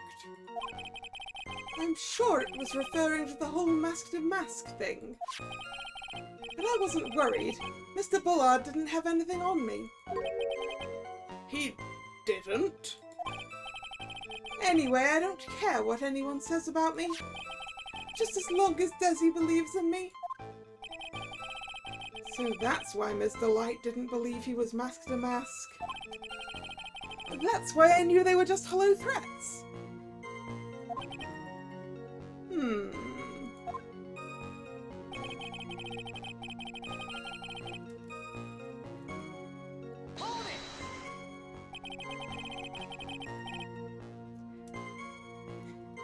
I wonder if the sender of the blackmail letter was assumed from where it asked for him to go. So, like, because it was come to the CEO's office at KB Security, the assumption would be it was the CEO of KB Security? I don't know. You used to be the security chief for KB Security, right? Yes, that's right. A security chief? You? And yet, a year ago you were fired without notice. Revenge for an old grudge? Perfect motive for murder, wouldn't you say? This isn't good. Maybe I should change the subject? Yeah, why were you fired? Mr. Delight, please tell us why you were fired from your job. Well... The world is filled with those who have said, I wish I had never asked that. Okay, I take it back. Defendant, please answer the question. I needed money. You needed money? Well, you see, Desi loves to spend it. It's kind of her hobby. Not exactly the best hobby in the world, huh, Nick? My salary wasn't nearly enough, so I stole data from the company.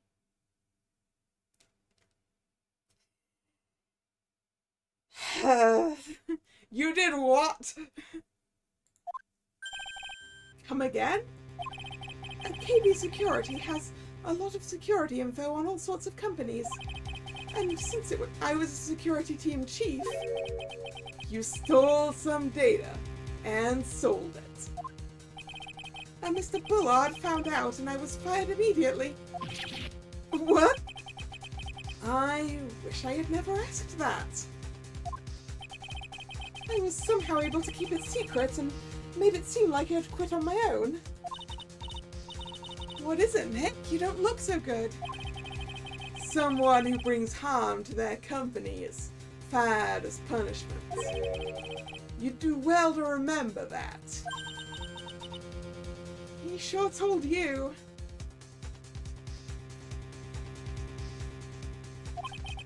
So you admit that you stole data from your company, is that correct? I mean, he's been punished for that one. He got fired. Clearly they didn't feel like pressing charges then. I don't think he needs to go to jail for this. Yes. I'm sorry. This is a very important fact. Please add it to your testimony. Oh man, this whole thing just took a big turn for the worse, crashed, and blew up. It's gonna take the jaws of life to rip this case from the clutches of disaster. He fired me for selling company secrets, but Desi doesn't know about that. Hold it! Why would you do something like that? Well, for Desi's hobby. What else? Wasting money, huh?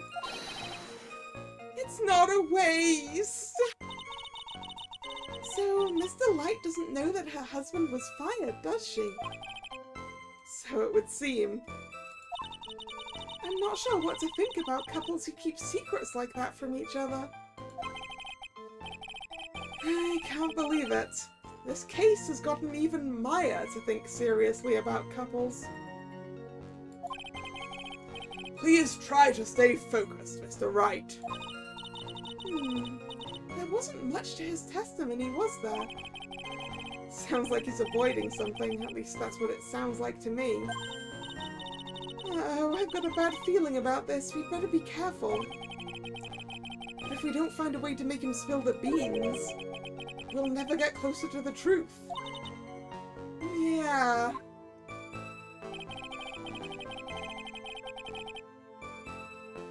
Hold it! 1 AM, huh? You're absolutely sure about that? Oop. Yes, that's what my watch said when I was entering the CEO's office. No. Actually, I'm not really sure. My watch was slow and my internal clock was also a bit... 1 AM. That's the exact time the victim, Mr. Bullard, was murdered, correct? It's too late for a coffee date, that's for sure. Unless you work night shifts, Scotto. At which point it's probably a good time for a coffee date. Right, so we've pressed this. And we've pressed that. And we've pressed that. Ooh, maybe if we go for the life after, it's maybe. Hold it!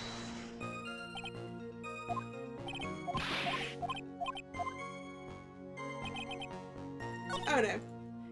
We just get that one anyway.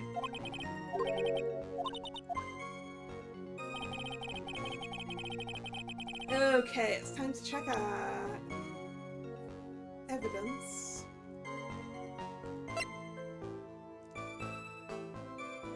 The office keycard that was used at 1 AM. The autopsy reports with the time of death at 1 AM. The newspaper clipping isn't going to help us here, I don't think.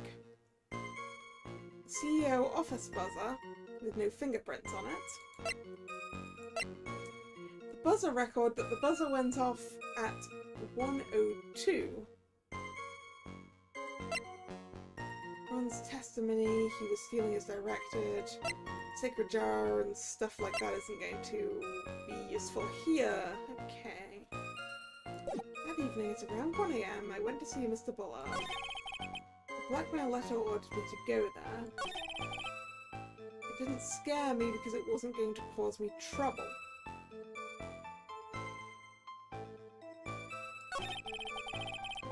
I've been working with them until a year ago. I would really like to know why on earth you have that keycard, sir. Objection! Nope, nope, that's a failure.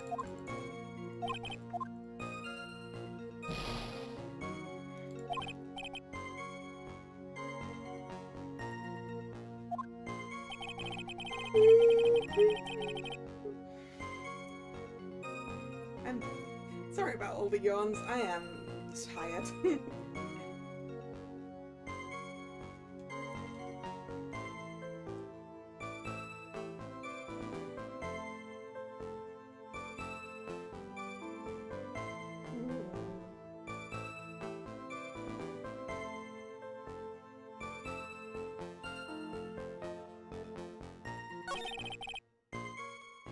We did press this, right?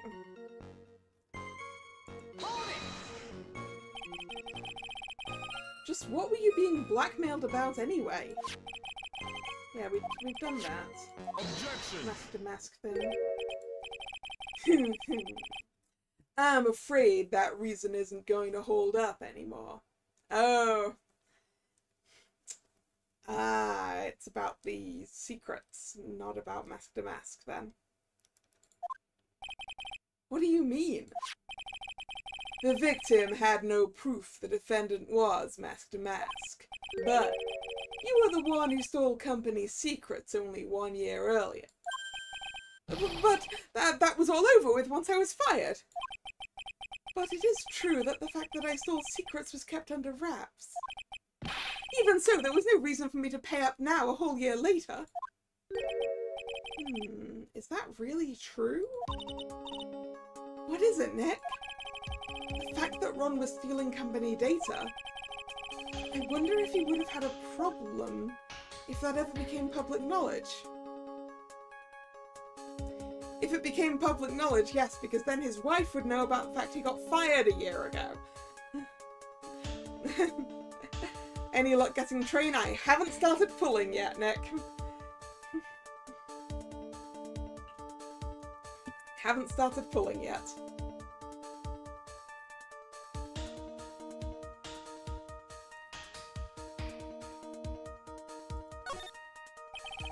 Mr. Delight, I believe you would have been in considerable trouble if your identity as a company data thief was made public.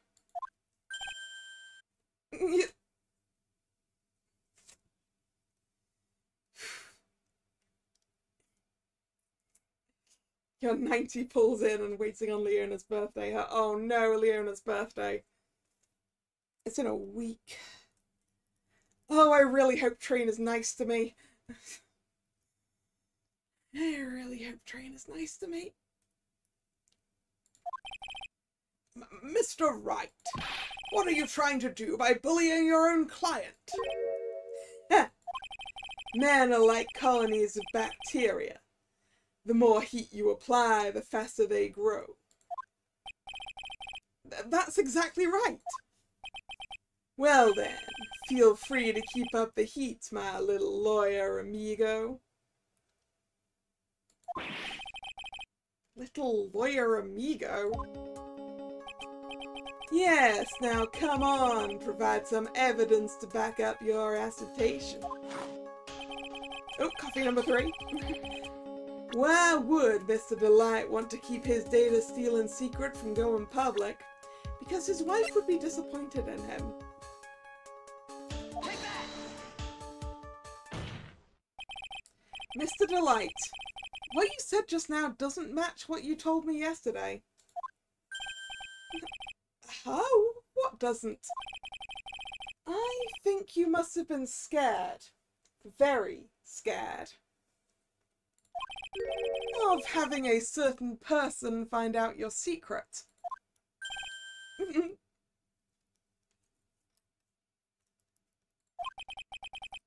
A certain person?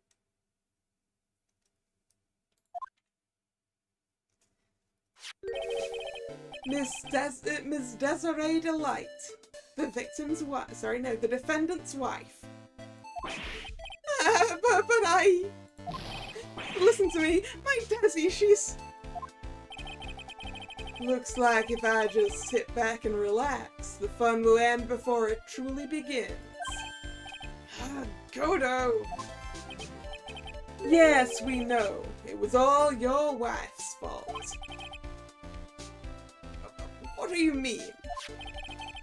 Mr. Delight stole company data to pay for his wife's spending habits, for which he was fired. Unable to face his own wife, someone used his dirty little secret to blackmail him. And that is how this murder came about. Oh, no, everything is falling neatly into place for him. Don't talk about my Desi like that, or you'll be sorry.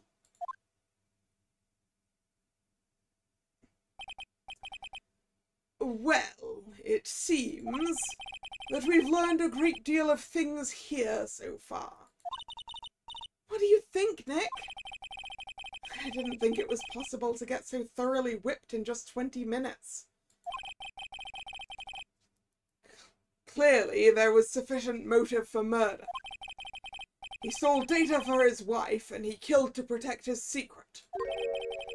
A family man who cared just a little too much.